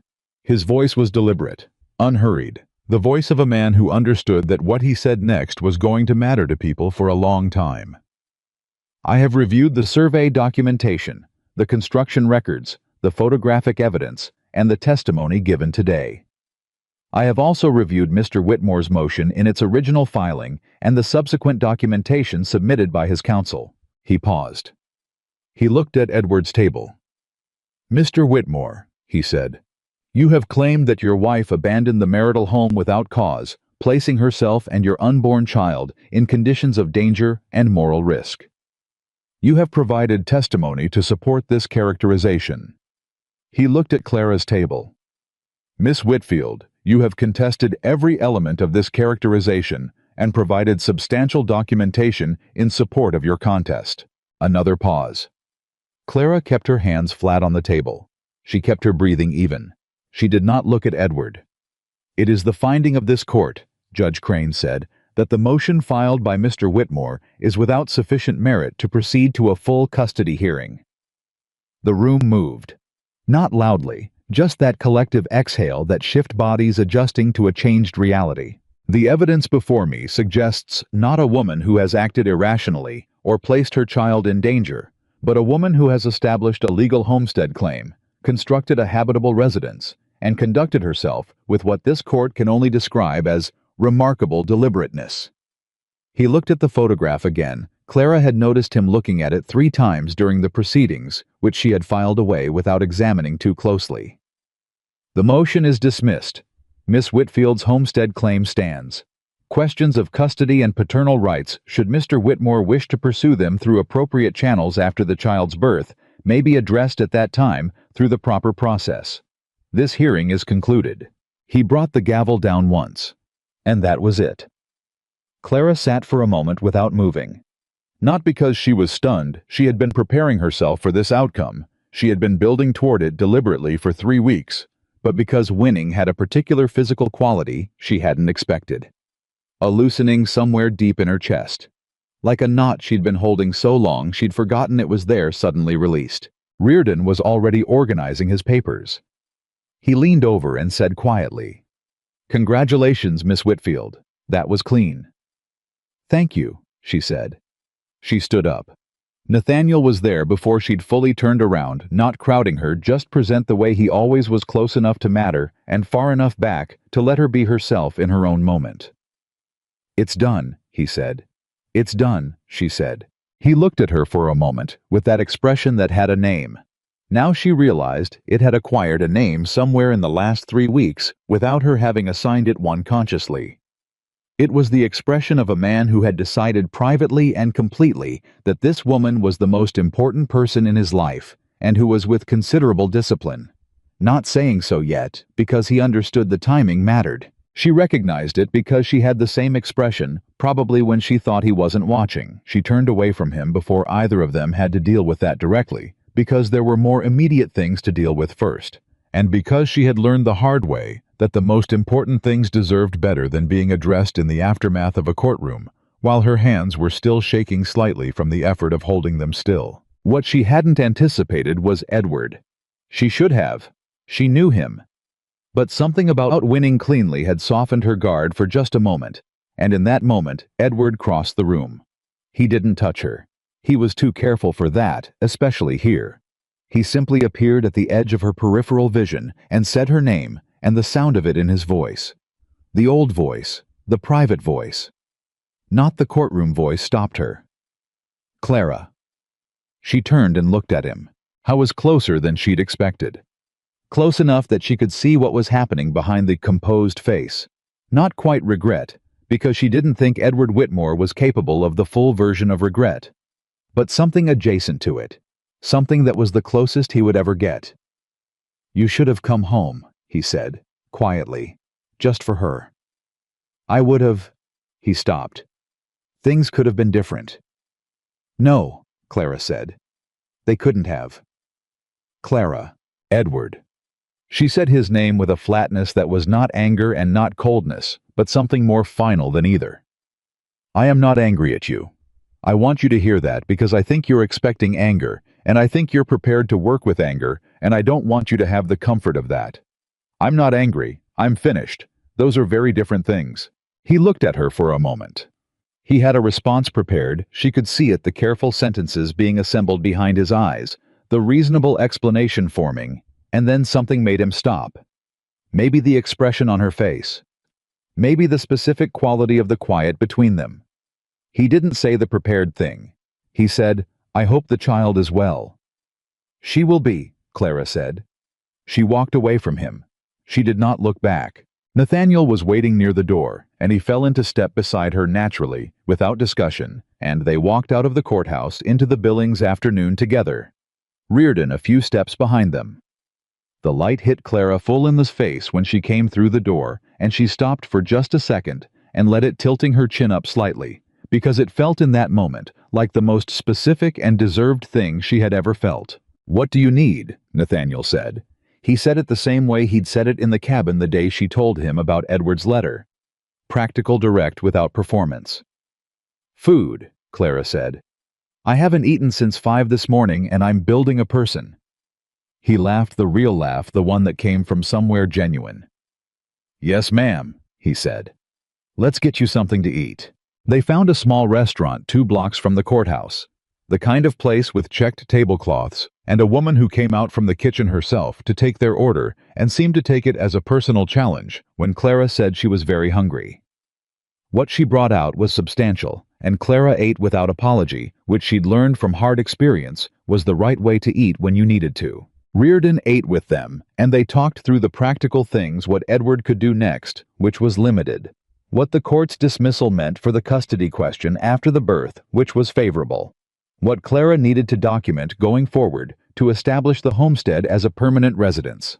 He was efficient about all of it, in the way she'd come to appreciate. He gave her information without dressing it up. And when there were things that were uncertain, he said. So instead of smoothing them over, when he left to catch the train back to Billings, Clara and Nathaniel were alone at the table. They'd been alone many times. But this was different from the cabin. Different from the road. There was no work to organize the silence around.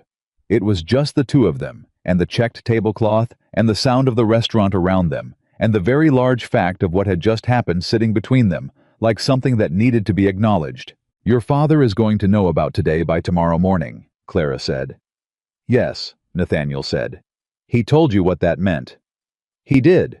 She looked at him directly. "What are you going to do?" Nathaniel turned his coffee cup in his hands. He was quiet for a moment, in the way that meant he was going to say something true. "I went to see my mother," he said, "before we left for Billings this morning." Clara hadn't known that. She waited. "She's a woman. My father chose well," he said slowly, "in the sense that she is capable and steady, and she has run that household for 30 years with a kind of quiet competence that nobody ever talks about because it looks like just being there. She's always just been there." He paused. "I told her what I was doing today, what it might cost, and she looked at me for a long time and she said—" He stopped. Something moved through his face. "What did she say?" Clara said quietly. "She said, 'Your father chose me because I was practical. I wish someone had chosen me because they couldn't imagine a day without me.'" He set the cup down.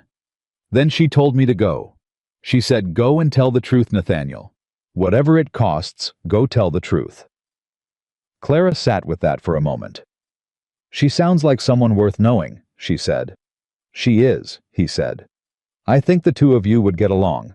It was a small thing to say, a careful thing, but it had a shape to it that Clara recognized it was the kind of thing you only said if you were picturing a future in which that meeting happened. And she noticed that, and she noted it, and she put it in the category of things she was going to think about properly when she was home, and not in the aftermath of winning a court case. "I need to tell you something," Nathaniel said. She looked at him. "My father called in a debt from the county assessor's office," he said. "Last week, before the hearing. He found a discrepancy in your homestead filing a minor one, a survey notation that was technically incomplete, the kind of thing that gets missed all the time and gets corrected without issue." Clara went very still. "What kind of discrepancy?" "The creek boundary notation," Nathaniel said. "The way it was written, it technically left the water access rights ambiguous. It was a clerical error on the part of the land office, not a mistake you made. But my father flagged it to the assessor and suggested it might be grounds to challenge the claim." She looked at him. She was very careful about how she asked the next question. "When did you find this out?" "4 days ago," he said. "4 days ago." She repeated it without heat, naming it. "Yes." He met her eyes. "I had Reardon look at it. He believes it's correctable a refiling with the proper notation supported by the survey records we already have. It's not a threat to the claim if it's addressed quickly." He paused. "I should have told you immediately. I'm telling you now." Clara looked at him for a long moment. She was doing the thing she always did when something landed hard. She was finding the structure of it, the weight of it, the exact place where it connected to what she already knew. "You waited 4 days," she said. "I waited 4 days because I didn't want to put one more thing on your shoulders 3 days before a court hearing," he said. "That was my decision to make, and I made it. If you think it was wrong, say so." "It was wrong," she said flatly. "I don't need to be protected from information about my own property. That is precisely the thing I have been fighting against for 4 years a man, deciding what I was strong enough to handle and parceling out my own life to me in pieces he judged appropriate." She held his gaze. "You don't get to do that. Not you, not anyone. Do you understand me?" "Yes," he said. He didn't flinch. He didn't explain himself again. He just said yes and meant it and held her gaze the whole time. She looked at him. She was angry. She wanted to be clear about that to herself with the same honesty she applied to everything. She was genuinely angry. And underneath the anger was something else, the specific hurt of someone who had lowered a wall slightly, and then found on the other side of it a thing that reminded her of why she'd built the wall in the first place. "Is there anything else?" she said. "Anything else you've been managing on my behalf without telling me?" "No," he said. "That's everything." She nodded once. She looked at the table. Then she looked back up at him. "When we get back to Harlan Creek," she said, "you and I are going to Reardon to sort out the filing, together, with me in the conversation at every step.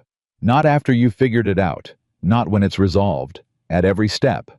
That's the condition." "Yes," he said. "And if something like this happens again—" "It won't," he said. "Nathaniel." "It won't," he said again, and this time it wasn't a reassurance. It was a commitment. There was a difference, and she heard it. She picked up her coffee. She drank it. The restaurant moved around them, ordinary and indifferent people eating their midday meals and not knowing or caring that the woman at the corner table had just won back her life in a courthouse 2 blocks away. "Thank you," she said finally. "For today. For the testimony. For all of it." "You did most of it yourself," he said. "I know," she said. "But you did your part." He smiled at that. Not the polite smile, the real one, the slightly crooked one that she'd only started seeing in the last few weeks, and that she had not yet told him she'd noticed, because some things you kept to yourself until you knew what to do with them. They rode back to Harlan Creek in the late afternoon. The light was going golden by the time they reached the valley, the particular Montana autumn gold that made the timber look like it was lit from inside. Clara didn't talk much on this ride, and Nathaniel didn't push her, which she appreciated. She was processing the ruling Edward's face when he said she should have come home. Nathaniel's mother's words, the creek boundary problem, all of it moving through her, the way water moved through the terrain, she now knew better than she'd known any land in her life. When they reached the boundary of her claim, she pulled up her horse and stopped. She could see the cabin from here. She could see the south window catching the last of the afternoon light. Her window, her glass fitted by her hands. She could see the smoke coming from the flue she'd installed properly because she'd started keeping a fire banked during the day in preparation for the cold that was coming. She could see the woodpile along the east wall split and stacked in the precise rows she maintained because order was something she'd decided to give herself the way other people gave themselves comfort. "It's still standing," she said. "It is," Nathaniel said. She sat there a moment longer. "She's going to be born here," Clara said. Her daughter was moving that rolling presence that had become as familiar as her own heartbeat. "Right there, in that cabin, in the room I built." She pressed her hand against her belly without thinking about it. "She's going to know this land before she can walk. She's going to grow up knowing that women build things." Nathaniel didn't say anything. He just sat his horse beside her and let her have the moment, which was the right thing to do. And she filed it away under the heading of things about this man that she was not yet done understanding. "Come on," she said. "We've got work tomorrow." She rode home. The creek boundary correction took 2 weeks to resolve. Reardon handled it in Billings, and Clara was, as she'd required, part of every conversation. Nathaniel sent her copies of every letter before it went out, and when there was a decision to be made about approach, he asked rather than decided, and she told him what she wanted. It was, she acknowledged to herself one evening, the most functional working relationship she'd ever had with a man. And then she acknowledged more carefully that it had moved some distance past a working relationship, and that both of them knew it, and neither of them had said so yet. And the question was, which of them was going to say it first, and when? She'd been thinking about that question with the same methodical attention she brought to structural problems. 3 days after the creek boundary was formally corrected, James Carter rode out to her property for the 3rd time. Clara was inside when she heard him. She recognized his horse now, the particular heavy canter of a large animal, ridden by a large man with a certain authority. She came to the door and stood in it. He dismounted. He looked at the cabin. He'd been looking at it every time he came, and each time the expression shifted a little more from assessment toward something she didn't have a word for yet. "Mr. Carter," she said. "Miss Whitfield." He took his hat off. She'd never seen him take his hat off when he was outside. It was a deliberate thing, and she noted it. "I won't take much of your time. I only came to say—" He paused. He was a man who had not had much practice with what he was trying to say, and it showed, and she found that she respected him more for the difficulty than she would have if it had come easily. "I was wrong about you. In my assessment. In how I spoke to you. I was wrong." Clara looked at him. I know what that cost you, she said. Saying that. Not as much as it should have, maybe, he said. Sooner. He turned his hat in his hands. Nathaniel tells me the claim is clear. The filing is corrected. It is. Good. He nodded once. You're going to be a neighbor for a long time then. I expect so, she said. He put his hat back on. He looked at the cabin one final time with the expression she still couldn't name, and then she realized what it was. It was the same expression Nathaniel had worn the first day he looked at the ridge beam. It was the expression of a person looking at a thing that had earned something. My wife would like to call on you, he said. When you're ready, when the baby comes. Clara thought about the woman who had told her son to go and tell the truth, whatever it cost. I'd be glad of that, she said. He nodded. He mounted. He rode north without another word, and Clara stood in her doorway and watched him go, and thought about how much territory a person could cover in a few months, not in miles, but in the kind of understanding that changed who you were to the people around you. Nathaniel came that evening. He came in the way he always came now, with a knock on the open doorframe, and a look that asked permission before his feet asked it, and she waved him in, and he sat at her table in the chair he'd started thinking of as his, without either of them having assigned it, and she put coffee in front of him without being asked, because she always made enough for two. Now without thinking about it. And neither of them commented on any of this, because to comment on it would have been to examine it more directly than they were ready for. He looked tired. Not physically. Nathaniel didn't show physical tiredness easily. It was the other kind. Your father came today, she said. I know, he told me. He apologized. I know that too. He wrapped his hands around the coffee cup. He also told me I was right about the testimony. Not those words exactly. But he said the Carter name attached to that courtroom was the reason Crane ruled as quickly as he did. That it was a strategic asset. He paused. That's my father saying it was the right call. He just can't say it directly. Some people are like that, Clara said. He said he's restoring my position in the operations. She looked at him, and she said because she could hear the shape of what hadn't been said yet. And he wants me to take a more active role, Nathaniel said. Decision-making. He's getting older. He doesn't say that my father would not say that, but he's starting to see it, I think, and he's... He stopped, started again. He's trying to hand me something I actually want to receive. That's new. Is it something you want? Clara said. Not what he wants you to want. What you want. He looked at her. I want... He stopped. He was composing again very carefully, and she waited. I want to build something, he said. I have always wanted to build something, not inherit, not receive, build. Then build something, she said. Yes, he said. That's what I'm trying to figure out how to do. They looked at each other across the table she had built from leftover timber. The fire in the iron stove made a small sound. Outside the Montana dark was complete now the particular depth of an autumn night in the high country, and the cabin was warm and solid, and exactly what she'd set out to make it.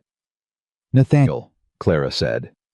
She said it the way she'd said his name the first time on the day she told him his father's threat was between him and his father, directly without softening. I need to say something to you. All right, he said. He set the cup down. I have been very careful, she said. With you, since the beginning. I have been watching you the way I watch structural problems, looking for the weak point, the place where the thing fails. Because I have lived inside a failure that looked fine from the outside for 4 years, and I need to know where the failure is before I trust something. He was very still. And I have not found it, she said. I've been looking, and I have not found it. There was the 4 days with the creek boundary, and I said what I needed to say about that, and you heard it, and that was... She paused. That was how it's supposed to work. That's the thing I didn't know how to have before. Clara. I'm not finished, she said. He closed his mouth. I don't need saving, she said. I want to be absolutely clear about that. I saved myself. I built this. I stood in that courtroom and I said what was true, and I won. I did that. She held his gaze. But I am tired of doing everything alone. And I think I have been thinking for some time that doing things alone and doing things beside someone who is trustworthy are two very different things. And I have been confusing them because for a long time the only options I had were alone or controlled. And you are—" She stopped. "I'm what?" he said quietly. "You are not Edward," she said. "You are something I don't entirely have a name for yet, but you are not that, and that matters more than I can tell you." Nathaniel looked at her across the table for a long moment. "Can I say something now?" he said. "Yes. The morning I rode out here," he said, "the first morning I was going to do exactly what my father wanted. I was going to speak politely to a woman I expected to be some combination of frightened and foolish, and I was going to be kind about it, and I was going to come home and tell my father she'd be gone by spring, and I was going to go back to being a piece of the Carter Ranch." He paused. "And then I saw you on that roof." Clara said nothing. "You looked at me," he said, "like I was the one who didn't belong. And I was. I was on your land, uninvited, with my father's agenda in my pocket, and you looked at me like you could see all of that clearly and had already decided what it was worth." He shook his head slightly.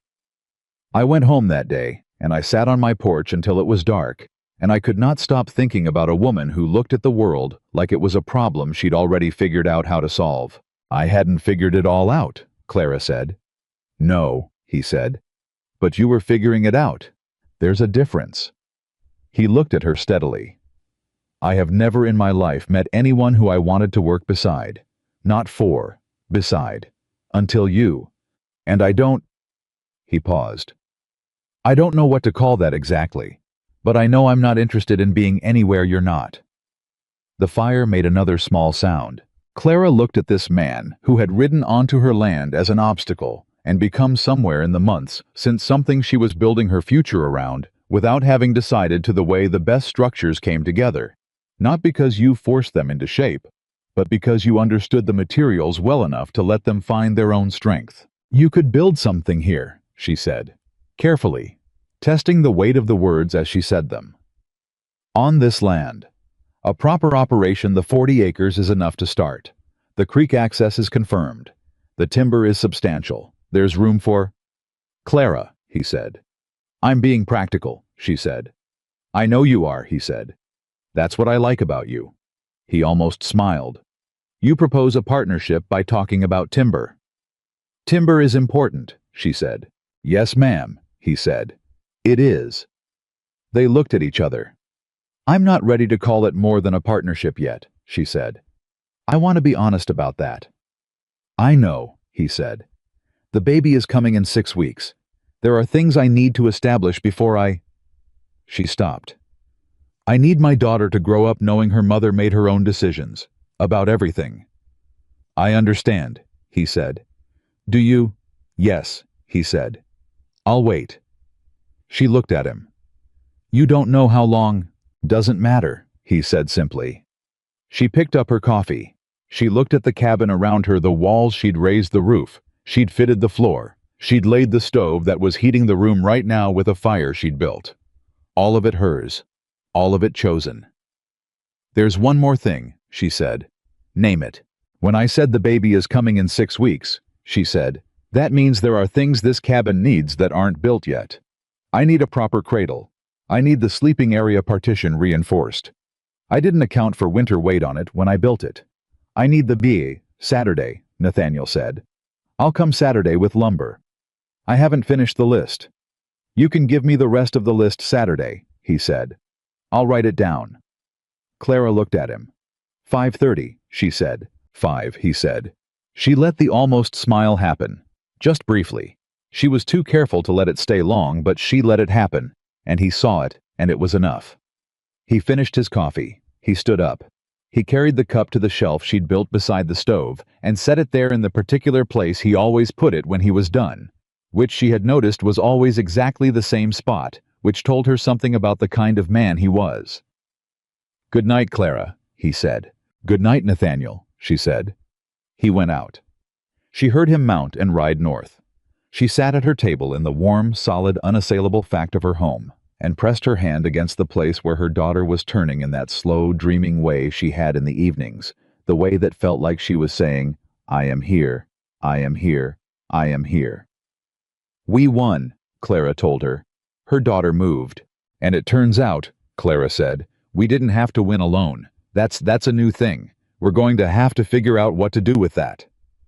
She sat in her home for a while longer in the dark and the warmth, thinking about what she was going to build next.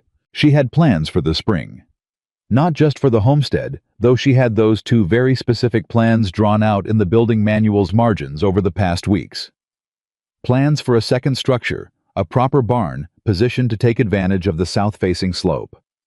Plans for expanding the claim if the adjacent parcel came available. Plans for a kitchen garden on the east side where the soil ran deep. But also other plans. Less certain ones. The kind that didn't have specifications yet, that were still just the sense of a shape. The shape of what a life could look like when it was built by two people who had agreed to be beside each other, rather than in front of each other, or behind each other, or in the business of managing each other. She had no model for that. She had never seen it done. Every marriage she'd witnessed had been a negotiation of who managed whom, dressed up in the language of love or duty or propriety, depending on the occasion. What she and Nathaniel were building, whatever it was, did not look like any of those things. It looked like two people who had been trying to figure out how to build something for their whole lives, and had each separately concluded they needed to do it alone, and had then met each other on a piece of Montana high country, and discovered there was a version of building that neither of them had known existed. She got up and banked the fire for the night.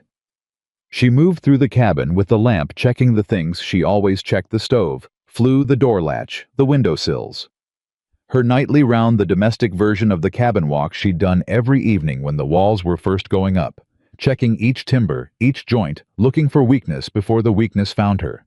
Everything held. She put the lamp down on the table. She put her hands flat on the surface of it, the table she'd built from leftover timber, with no manual to follow, and no one to tell her if she was doing it right, and she felt the wood under her palms, solid and real. Then she went to bed in the room she'd built for herself and her daughter, and for the first time in longer than she could accurately remember, she did not lie awake. She slept. The snow came the second week of November, which was 2 weeks earlier than the building manual had predicted for the altitude, and earlier than anyone in Harlan Creek had expected. It came overnight, and it came hard, and Clara woke to the particular silence that meant the world outside had been covered in something heavy and muffling and total. She was 38 weeks along. She had been moving through the last weeks with the particular economy of motion she'd developed by necessity. Everything she did now was planned, measured, conserved, because her body was directing its resources somewhere very specific, and she was going to be sensible about it. She got up. She checked the flue clear. She built the morning fire. She put the kettle on. She stood at the south window and looked at the snow covering her land, and thought with a satisfaction she felt no need to qualify that the roof was holding. She was in the middle of her second cup of coffee when she heard the horse. She knew the step. She knew it before the rider cleared the tree line. Nathaniel came in from the cold with snow on his coat, and the particular expression he got in winter mornings, slightly more awake than the situation called for. Like the cold worked on him, the opposite way it worked on most people. "You're early," she said. "The snow came," he said. "I noticed," she said. "I'm not fragile, Nathaniel." "I know that," he said. He hung up his coat. He stood by the stove and thawed his hands. "How are you feeling?" "Like I've been carrying a person for 9 months," she said. "How are you feeling?" He looked at her with that expression. "Like I'm exactly where I should be," he said. She handed him a cup of coffee. I took it in the same spot. He always took it standing by the stove where he could see the whole room, and she could see his face, and she thought about what it meant that she had a person in her home whose place in it had been established so gradually and so organically that she couldn't have identified the exact moment it happened. "The cradle's done," he said. "I finished it last night. I'll bring it tomorrow." "The joinery," she said. "Mortise and tenon," he said. "The way you specified." She nodded. She thought about her daughter sleeping in a cradle built to her mother's specifications by a man who had listened to what she said she wanted and done it the way she said. "Thank you," she said. They sat that morning at the table, and he helped her go through the winter supply inventory, what she had, what she needed, what could wait and what couldn't. He'd brought things on the horse packed carefully: salt pork cornmeal lamp oil, a tin of the particular tea she'd mentioned once, without thinking that he'd apparently filed away somewhere and purchased at the general store without comment. She held the tea tin and looked at it for a moment. "I mentioned this once," she said. "You mentioned it on the third day we worked together," he said without looking up from the inventory list. "You said it was the one thing you hadn't been able to find in Harlan Creek." She set the tin down. She made a decision. "Nathaniel," she said. He looked up. "I told you I wasn't ready to call it more than a partnership," she said. "Yes," he said carefully. "I'm ready," she said. He was very still for a moment. "To call it something else," he said. "I don't have the exact word yet," she said. "But I know it's not a word that means I'm doing this alone, and I know it's not a word that means you're in charge of it, and I know it includes the tin of tea, and the mortise and tenon cradle, and the fact that you come at 5 instead of 5:30, because you think I don't notice, and I always notice." He looked at her. "Clara," he said, "don't make it more than it needs to be right now," she said. "Just tell me if you understand what I'm saying." "I understand," he said, very quietly. "Good," she said. She picked up her pencil and went back to the inventory list. I watched her for a moment. Then he picked up his pencil and went back to the list too. And they sat together at the table she'd built in the cabin she'd built on the land she'd claimed, two people doing the ordinary and essential work of preparing for what came next, and it was the most natural thing in the world. 4 days later, Clara's daughter was born. The labor began before dawn and lasted through the morning and into the early afternoon, and it was harder than anything she had done, including the ridge beam and the courtroom. And she did not say once that she couldn't do it, because she did not believe in saying things she didn't mean. Nathaniel had ridden for the midwife the moment Clara told him which she'd let him do, because she understood the difference between accepting help and needing someone to manage her, and getting a midwife was just sense. He'd ridden back and stayed outside. She'd told him to stay outside, and he had, without argument, without hovering at the door, just outside close enough to hear if something was wrong, far enough to give her the room she needed. When the midwife came out and told him, he came inside. Clara was in the sleeping area in the bed she'd built, and her daughter was in her arms, and the daughter was very new and very determined looking, with Clara's dark hair, and a face still figuring itself out, and Clara was looking at her with an expression that she would never be able to describe to anyone, and didn't try to. Nathaniel came to the doorway. He stopped there. Clara looked up at him. "Come in," she said. He came in. He stood by the bed and looked at the child, and his face did something she'd never seen it do before. All the composure, all the careful management of expression that he'd practiced for 34 years just dissolved. He looked like a man who had been handed something he'd given up hoping for so long ago that he'd stopped knowing he was still hoping for it. He said. He stopped. "I know," Clara said. "What's her name?" Clara looked at her daughter. She'd been thinking about this for months.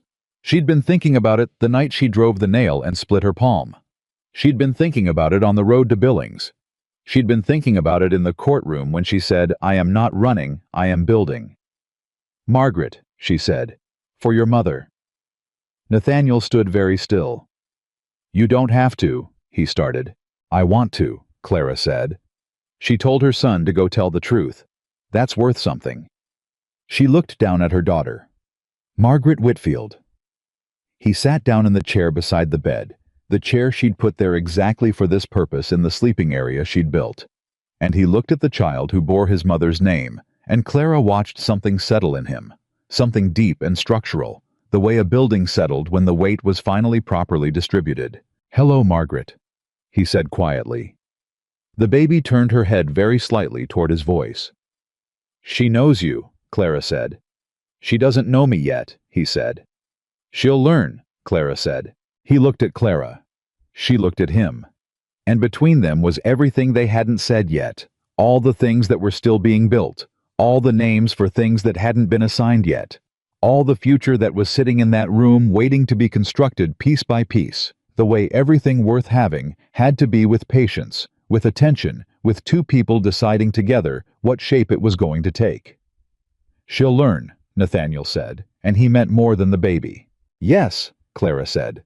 We all will. Outside, the Montana winter was settling in with its full weight. The snow was on the ground and the temperature was dropping, and the season was making every promise it knew how to make, about difficulty and endurance, and the very long road between November and spring. Inside the cabin that Clara Whitfield had built with her own hands, a fire burned in the iron stove she'd installed properly, and a child breathed her first full day of life in a bed her mother had built, and two people sat together in the particular quiet of a thing just beginning, and the walls held. They held exactly the way she'd built them to hold. Margaret Whitfield learned to cry before she learned anything else, which Clara took as a sign of good character. She cried with a specificity that Clara came to respect, not indiscriminately, not from habit, but with intention. Hungry cry. Cold cry. The particular cry that meant she wanted to be held and was not interested in negotiating about it. Clara learned the difference within the first week, partly because she was paying close attention, and partly because Margaret seemed to be making a deliberate effort to communicate clearly, which Clara appreciated from anyone regardless of age or vocabulary. Nathaniel learned the difference by the second week. He was there most mornings now, arriving before the light. Most days, sometimes before Clara herself was fully awake, and she'd hear the door. He always knocked, even now, even with the cold, and then the sound of him making the fire, and the sounds of him moving through the cabin, with the particular quiet consideration of a man who understood that there was a child sleeping, and that a sleeping child was a resource to be conserved. Clara watched him learn her daughter, the way she'd watched him learn the cabin work methodically, without pretending to know more than he did, adjusting when the evidence told him to adjust. The first time Margaret cried in his arms, and he looked at Clara with a question that was purely genuine. No performance in it. No pretense of competence. He didn't have. Clara felt something shift in a place she'd kept very carefully defended for a very long time. She told him what Margaret needed. He did it. It worked.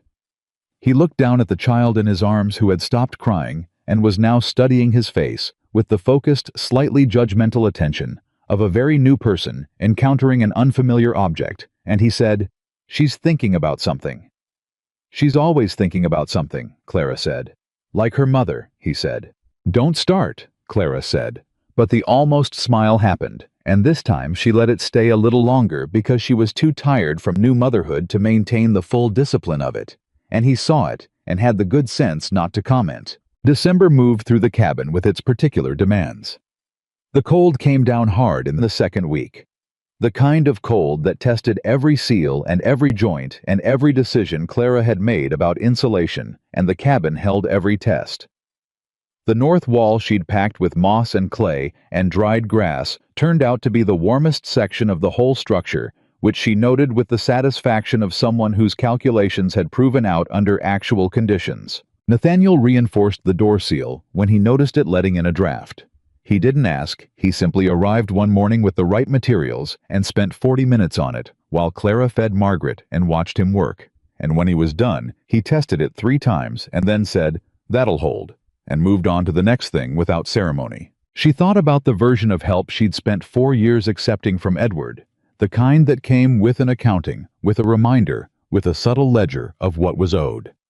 She thought about the way help had always felt like debt, in another form obligation, dressed in generosity. This didn't feel like that. This felt like 2 people sharing the weight of a thing, because that was simply the more sensible way to carry it.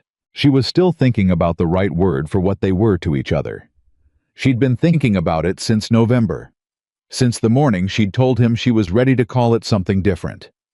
She'd been approaching it the way she approached every structural problem, from multiple angles, testing each point, refusing to commit to a solution until she understood the load it would have to bear. The word wasn't the issue. She knew what the word was. The issue was what came after the word. The issue was the shape of the life she was building, and whether that life was being built the right way, on the right foundation, by someone who had made her own choices freely, and not because the winter was long and the cabin was small, and there was a man who brought her tea and built her daughter a mortise and tenon cradle. She needed to be certain. So she watched. She watched him with Margaret, how he held her when Clara needed her hands free. How he talked to her in a low, matter-of-fact voice that made the baby turn her head and fix her dark eyes on him with that focused attention that said she had decided he was worth listening to. She watched how he talked to Clara directly, without managing her asking when he had questions, and accepting the answers she gave without second-guessing them. She watched how he moved through the space she'd built, always with that particular care, never rearranging what she'd arranged, never assuming what he hadn't been offered. She watched for the bedrock, the thing underneath the reasonable surface, the hard place where the real man lived. She found it in January. A letter came from Helena, not from Edward this time, but from Edward's lawyer Pryor. A single page, very formal, informing Miss Whitfield that Mr. Whitmore intended to file for formal recognition of paternal rights following the birth of the child, a process which would, Pryor's careful language suggested, require Clara to present herself and the child before a Helena court within 60 days. Clara read it twice. She put it on the table. She picked up Margaret and sat down and looked at the letter on the table in front of her. Nathaniel arrived an hour later and read it standing at the table without sitting down, and when he finished, he set it down with a controlled precision that she recognized it was the same thing she did when she was managing something large and did not want it to show. "He didn't stop," Nathaniel said. "I didn't think he would," Clara said. "You're not surprised?" "No," she said. "Are you?" He was quiet a moment. "No," he said. "I'm angry." She looked at him. "Tell me." "He stood in that courtroom," Nathaniel said, "and he listened to you say everything that was true, and the judge told him it wasn't enough, and he went home, and he waited 2 months, and now he's coming again." He picked up the letter. He set it down. "He's going to keep coming, until you can't afford to keep fighting him, or until you're too tired to keep fighting him, or until he finds a judge who likes him better than Crane liked him." He looked at her. "He's betting on attrition." "Yes," Clara said. "That's Edward." "Then we need Reardon." "Yes. And we need to file something in return," he said. "Not just defend. File something of our own." Reardon talked about the option of establishing the homestead as primary residence of record, getting a formal declaration from the county about your independent legal status. If we move first, we control the ground. Clara looked at him. "We," she said. He met her eyes. "If you'll allow it," he said. She held his gaze for a moment. "You said you were angry," she said. "I am." "What does that feel like?" she said, not to challenge him, genuinely because she wanted to know. He thought about it. "Like I want to stand between you and whatever he's sending," he said. "And like I know I'm not allowed to do that, not the way I want to, not just step in front of it, and that's the harder part. Watching someone He stopped. "Finish it," she said quietly.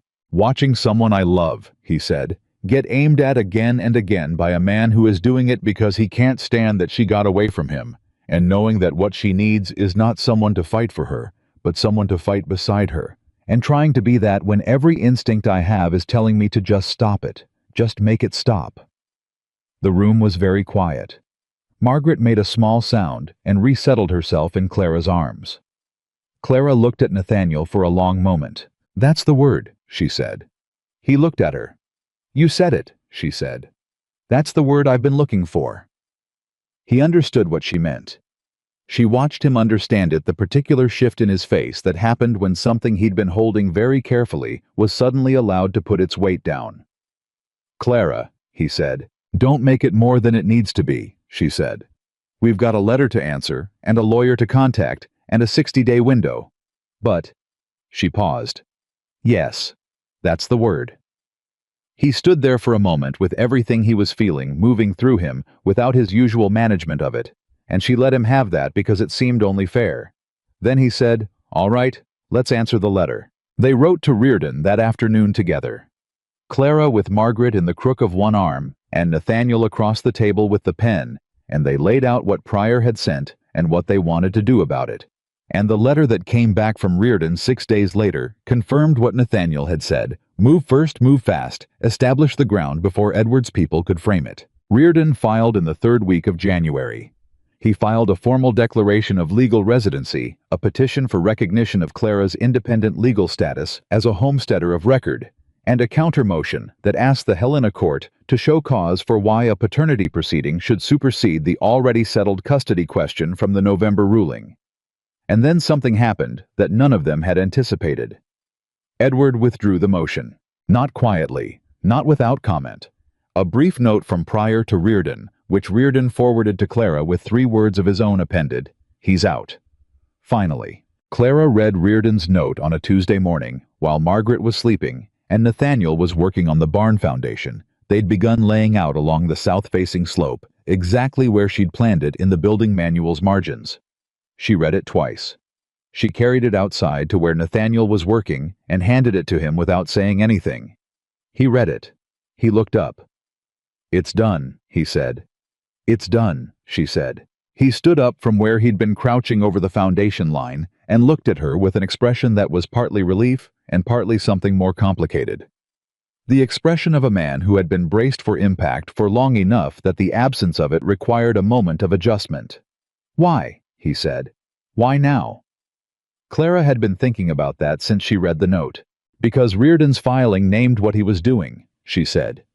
"Counter-motions cause requirements. It turned it from something he could manage quietly into something that was going to be on record. Edward doesn't like things on record." She looked at the note in his hand. "And I think he found someone else to be reasonable at.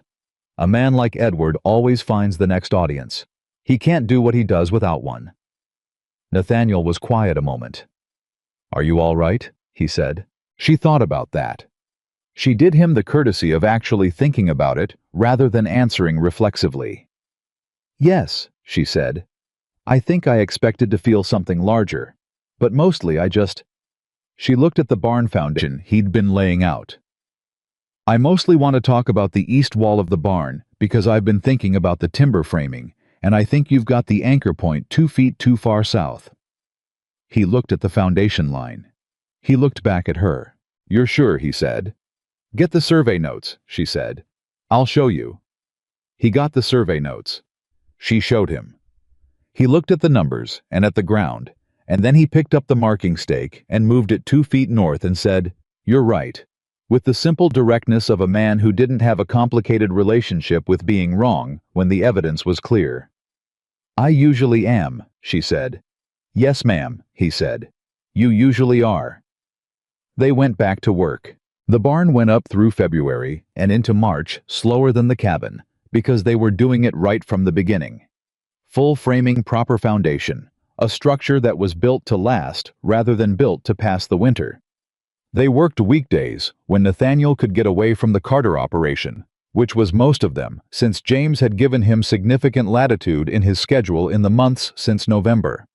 A change that neither of them discussed directly, because some changes didn't need to be examined, they just needed to be used. Margaret watched from the sling Clara wore her in during working hours. This had been a practical solution. Clara's hands were needed, and Margaret required proximity, and it had turned out to be something else as well. The baby watched the work, the way she watched everything with that focused, serious attention. She watched her mother's hands on the timber. She watched the frame go up joint by joint. She felt the vibration of the hammer. "She's going to want to build things," Nathaniel said one afternoon. "Good," Clara said. "There are always things that need building." "She's got your eyes," he said, "and your expression when she's looking at something she's figured out." "She's 2 months old," Clara said. "She hasn't figured anything out yet." "She's figured out that it's worth paying attention," he said. "That's not nothing." Clara looked at her daughter's face turned toward the half-built barn wall with that particular focus. "No," she said. "It isn't." The thaw came in the first week of April, the particular Montana spring thaw that arrived like an argument being settled. One day, the snow was absolute, and the next, the creeks were running, and the ground was soft, and everything smelled like something beginning. On the morning of the thaw, James Carter rode out. Clara had come to understand James Carter over the winter, not to like him without reservation, because he was a complicated man who had done real damage with his uncomplicated certainties, but to see him clearly. He was a man who had been wrong and had discovered it gradually and was making the corrections available to him, which was more than many men did. He came out most weeks now. Sometimes with Eleanor, his wife, whose company Clara had come to genuinely value. She was, as Nathaniel had said, someone worth knowing, a woman who had lived her whole life inside the shape other people cut for her and had managed within those constraints to remain entirely herself, which was a different kind of strength than the one Clara had developed, but no less real for that. This morning, James came alone, and he tied his horse at the post. Nathaniel had put up in November, which had become the understanding. James Carter came to this land and tied his horse at the post, not in the field, not at the fence, at the post on the terms of the household. Clara was outside with Margaret when he arrived. Margaret was awake and indignant about something, as she often was in the mornings, and Clara was walking with her along the east wall of the cabin, the particular walk that settled her, and she stopped when James dismounted. "Mr. Carter," she said. "Miss Whitfield." He looked at Margaret with the expression he'd developed over the winter, a kind of helpless softening that he'd clearly not anticipated and was still making his peace with. "Morning, Miss Margaret." Margaret looked at him with her father's eyes.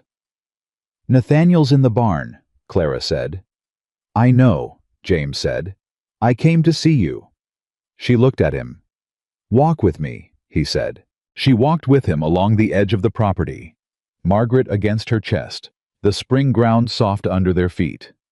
He was quiet for a moment, in the way she'd learned was his preparation, his version of composing. "I want to say something to you," he said, "that I should have said months ago, maybe a year ago." "All right," she said.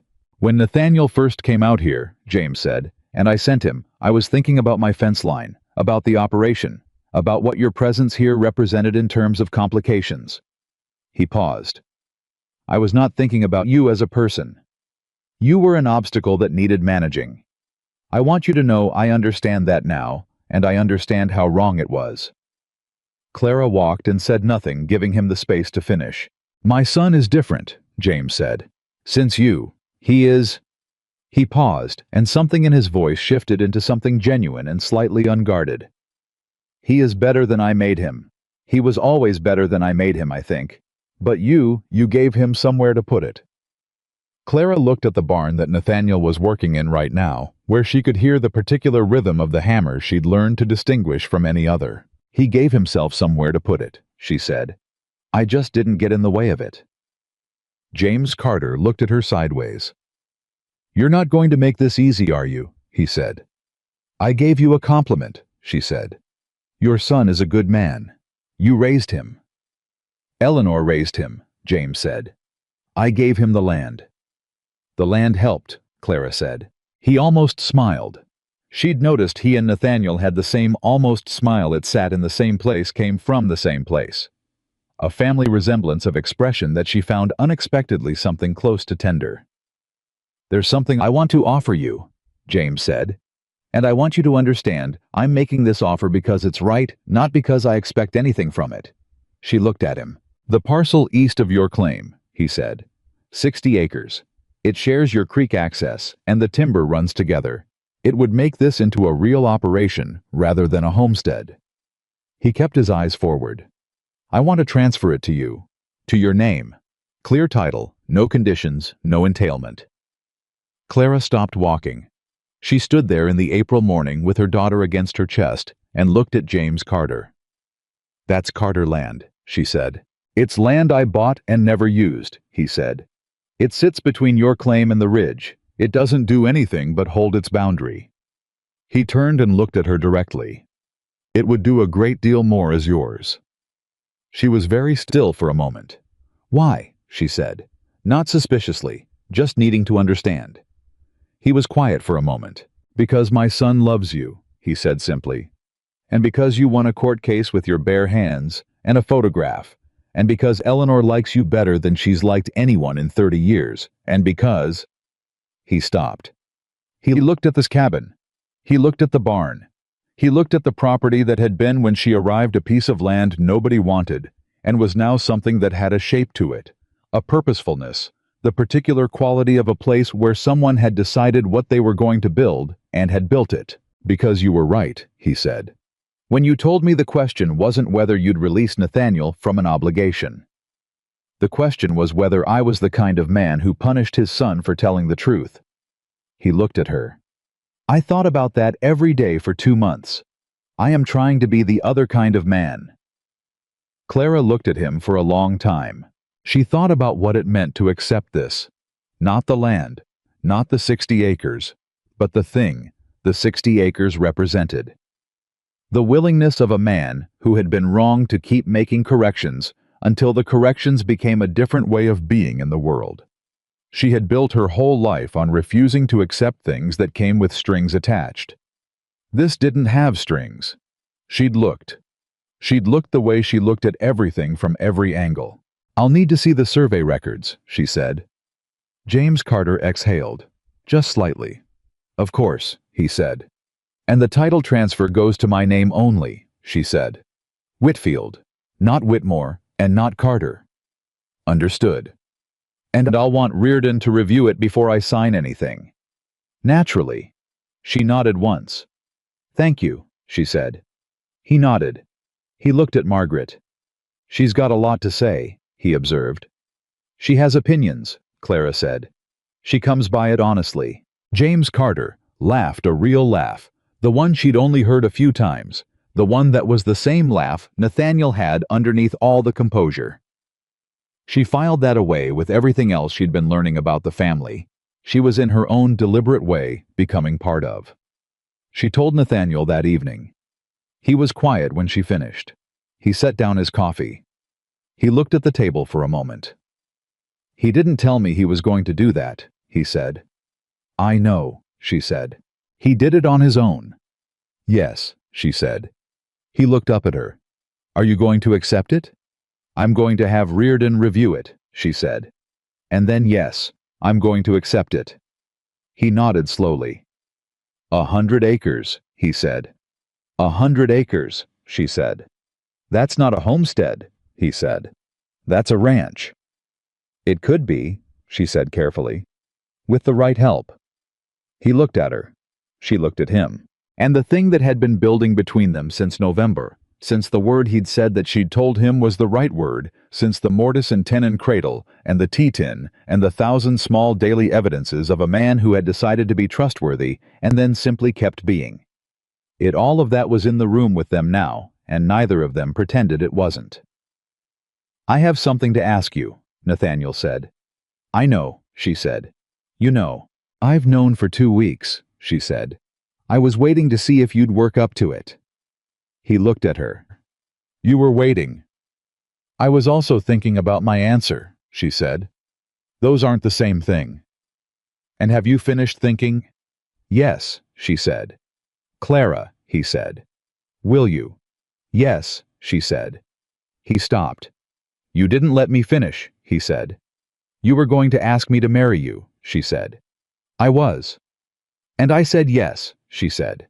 Was there more? He looked at her for a long moment, and then he laughed, the real laugh, and she let her own smile come out all the way. For once the full version she'd been rationing for years, and it turned out the full version fit her face just fine. There were things I was going to say, he said. Say them anyway, she said. So he did. He said them plainly, without ornament, the way he said everything that mattered. He said he had never wanted a life more than he wanted the one they were building. He said he understood what she was offering was not herself as a possession, or a piece of anything, but herself as a person who had chosen him, and he did not take that lightly. He said he would spend the rest of his life trying to deserve being chosen. Clara listened to all of it. Then she said, The wedding will be simple. I don't want a production. Whatever you want, he said. And my name stays Whitfield. He looked at her. Our daughter is Margaret Whitfield, she said. I am Clara Whitfield. This land is filed under Whitfield. That name is what I built. I'm not giving it away. He was quiet a moment. Nathaniel Whitfield Carter, he said. Or Nathaniel Carter, husband of Clara Whitfield, she said. However you want to arrange it, but Whitfield stays. I thought about it for exactly as long as it needed to take. Nathaniel Carter, husband of Clara Whitfield, he said. That works? Good, she said. She reached across the table and put her hand over his. It was the first time she had reached for him first, and they both knew it, and she didn't make it complicated. "I'm glad you came back the second time," she said. "With the lumber." "I'm glad you let me in," he said. "You earned it," she said. "Remember that. You didn't just get it. You earned it." "Yes, ma'am," he said. "I know." They were married in May, in the yard of the cabin she'd built with the barn standing solid to the south and the spring grass coming in across the 100 acres and the creek running clear and full from the snowmelt. Eleanor Carter stood beside Clara. Reardon came from Billings. The timber-hauling boy who was 13 now and had been on this land the whole story of it, tied up the horses and stood in the back and looked like he understood he was witnessing something. The ceremony was simple as she'd required. The words were the necessary words and nothing more. When the minister asked Clara if she took this man, she said yes in the same voice she used for everything that mattered, levels certain chosen. When he asked Nathaniel looked at Clara and said yes with the full version of his expression, the one that had no management in it, and she received it fully for the first time openly, without the careful audit she'd been running since September. It was enough. It was more than enough. Afterwards, Eleanor found Clara by the east wall of the cabin, where Clara was standing with Margaret on her hip, looking at what the 100 acres looked like in May. "She's wonderful," Eleanor said. She meant Margaret, who was 5 months old and had opinions about the people at this gathering, having fixed her dark eyes on each face in turn with the particular assessment that was becoming her signature expression. "She is," Clara said. "She'll be a terror at 15, Eleanor said. "Good," Clara said. 15-year-olds should be difficult. It means they know their own minds. Eleanor laughed. Then she was quiet a moment, looking at the land. "I told Nathaniel to go," she said. "That day before Billings. I told him to tell the truth." I know," Clara said. "He told me." "I want you to know why," Eleanor said. She paused. "I have lived my whole life as a Carter. I came into it at 19, and I have been useful and steady and present, and I have done it well, and I don't regret it, not truly. But there are things I never did." She looked at Margaret. "I never told the truth in a room that was paying attention. I never built something with my own hands and stood in it." She looked at Clara. "My son was going to be the kind of man I needed him to be when I was 19, and I was not going to let James stop him." Clara looked at this woman who had spent 30 years being the capable, steady, invisible force that held a family together, and she thought about the different shapes that strength took, and how you could spend a whole life not recognizing the shape that wasn't yours as strength at all. "Thank you," Clara said. "For him." Eleanor nodded once. She was not a woman who needed more than that. The summer came in hard and full of work, the way Montana summers did everything needing to be done at once. The growing season short and unforgiving and enormously generous if you were paying attention. They planted the kitchen garden on the east side, where the soil ran deep, exactly where Clara had planned it in the winter. They finished the barn's interior. They brought in the first 3 cattle Carter stock purchased at fair price, because James had stopped giving things away for free, which was, Nathaniel said, the clearest sign that his father had actually changed, because James Carter giving things away was always James Carter making a statement about who owed whom. These were paid for. That mattered. Margaret grew the way children grew in that country, fast and opinionated. By 6 months, she was pulling herself upright on anything that would hold her. By 8 months, she was moving along the furniture with a focused, deliberate persistence that made Nathaniel say she was going to walk before she was supposed to, and Clara say she was going to walk exactly when she decided to, and not a moment before. She walked at 10 months. She went from the table leg to the cabin wall to the door frame to the yard, in 4 determined steps, fell down, got up, and did it again. Clara watched her daughter stand up in the yard of the home she'd built and take 4 steps across the ground she'd claimed, and she felt the thing she'd felt when the ridge beam went up, that almost overwhelming recognition of a thing made real that had only existed as intention before. She had built this. All of it. The walls and the roof and the floor and the 100 acres, and the partnership and the marriage, and the child who was currently taking her fourth and fifth and sixth steps across the spring ground, with the expression of someone who had identified a problem and was solving it. She had built every piece of it. Nathaniel came and stood beside her without being asked, the way he always came and stood beside her, and she leaned into him very slightly, not for support, just for proximity, and they watched their daughter negotiate the territory. "She's going to be all right," Nathaniel said. "Yes," Clara said. "She is." There was one more thing. It happened in September, a year to the month from the morning Nathaniel had ridden out with lumber that was not as they'd both known his father's surplus. A letter came from Harlan Creek, not from Edward, who had gone entirely quiet, and not from a lawyer, but from the county assessor's office. The letter informed Clara Whitfield Carter. The hyphen had been her compromise, a small one, and she'd offered it freely, that her homestead claim had been formally upgraded to a permanent land grant based on her documentation of continuous residence and cultivation, and that the adjacent parcel now recorded in her name brought the total holding to 104 acres of fee simple title. 104 acres. Hers. Clean. Clear. No motion, no counter-motion, no husband claiming what was never his to claim. She read the letter at the table she'd built, and set it down with the particular precision she used when something deserved to be placed carefully. Then she picked up Margaret, who was 11 months old, and had recently discovered she could express opinions by pointing at things with one decisive finger. And she walked to the door of her cabin, and she stood in the frame. She had hung herself, and she looked at the land that was hers and her daughter's, and the man who was her husband, who was out at the barn right now, who would come in for noon and hang his hat on the hook she'd put there for exactly that purpose. And she breathed. In this territory, in this year, in this particular life, she had built from almost nothing. Clara Whitfield had been told she could not survive. She had been told she was too weak and too alone and too foolish and too far gone with child. She had been told by a man who believed his money made him right, by a town that believed a woman's suffering was proof of her own bad choices, by a world that had arranged itself to make it easy to break and hard to build.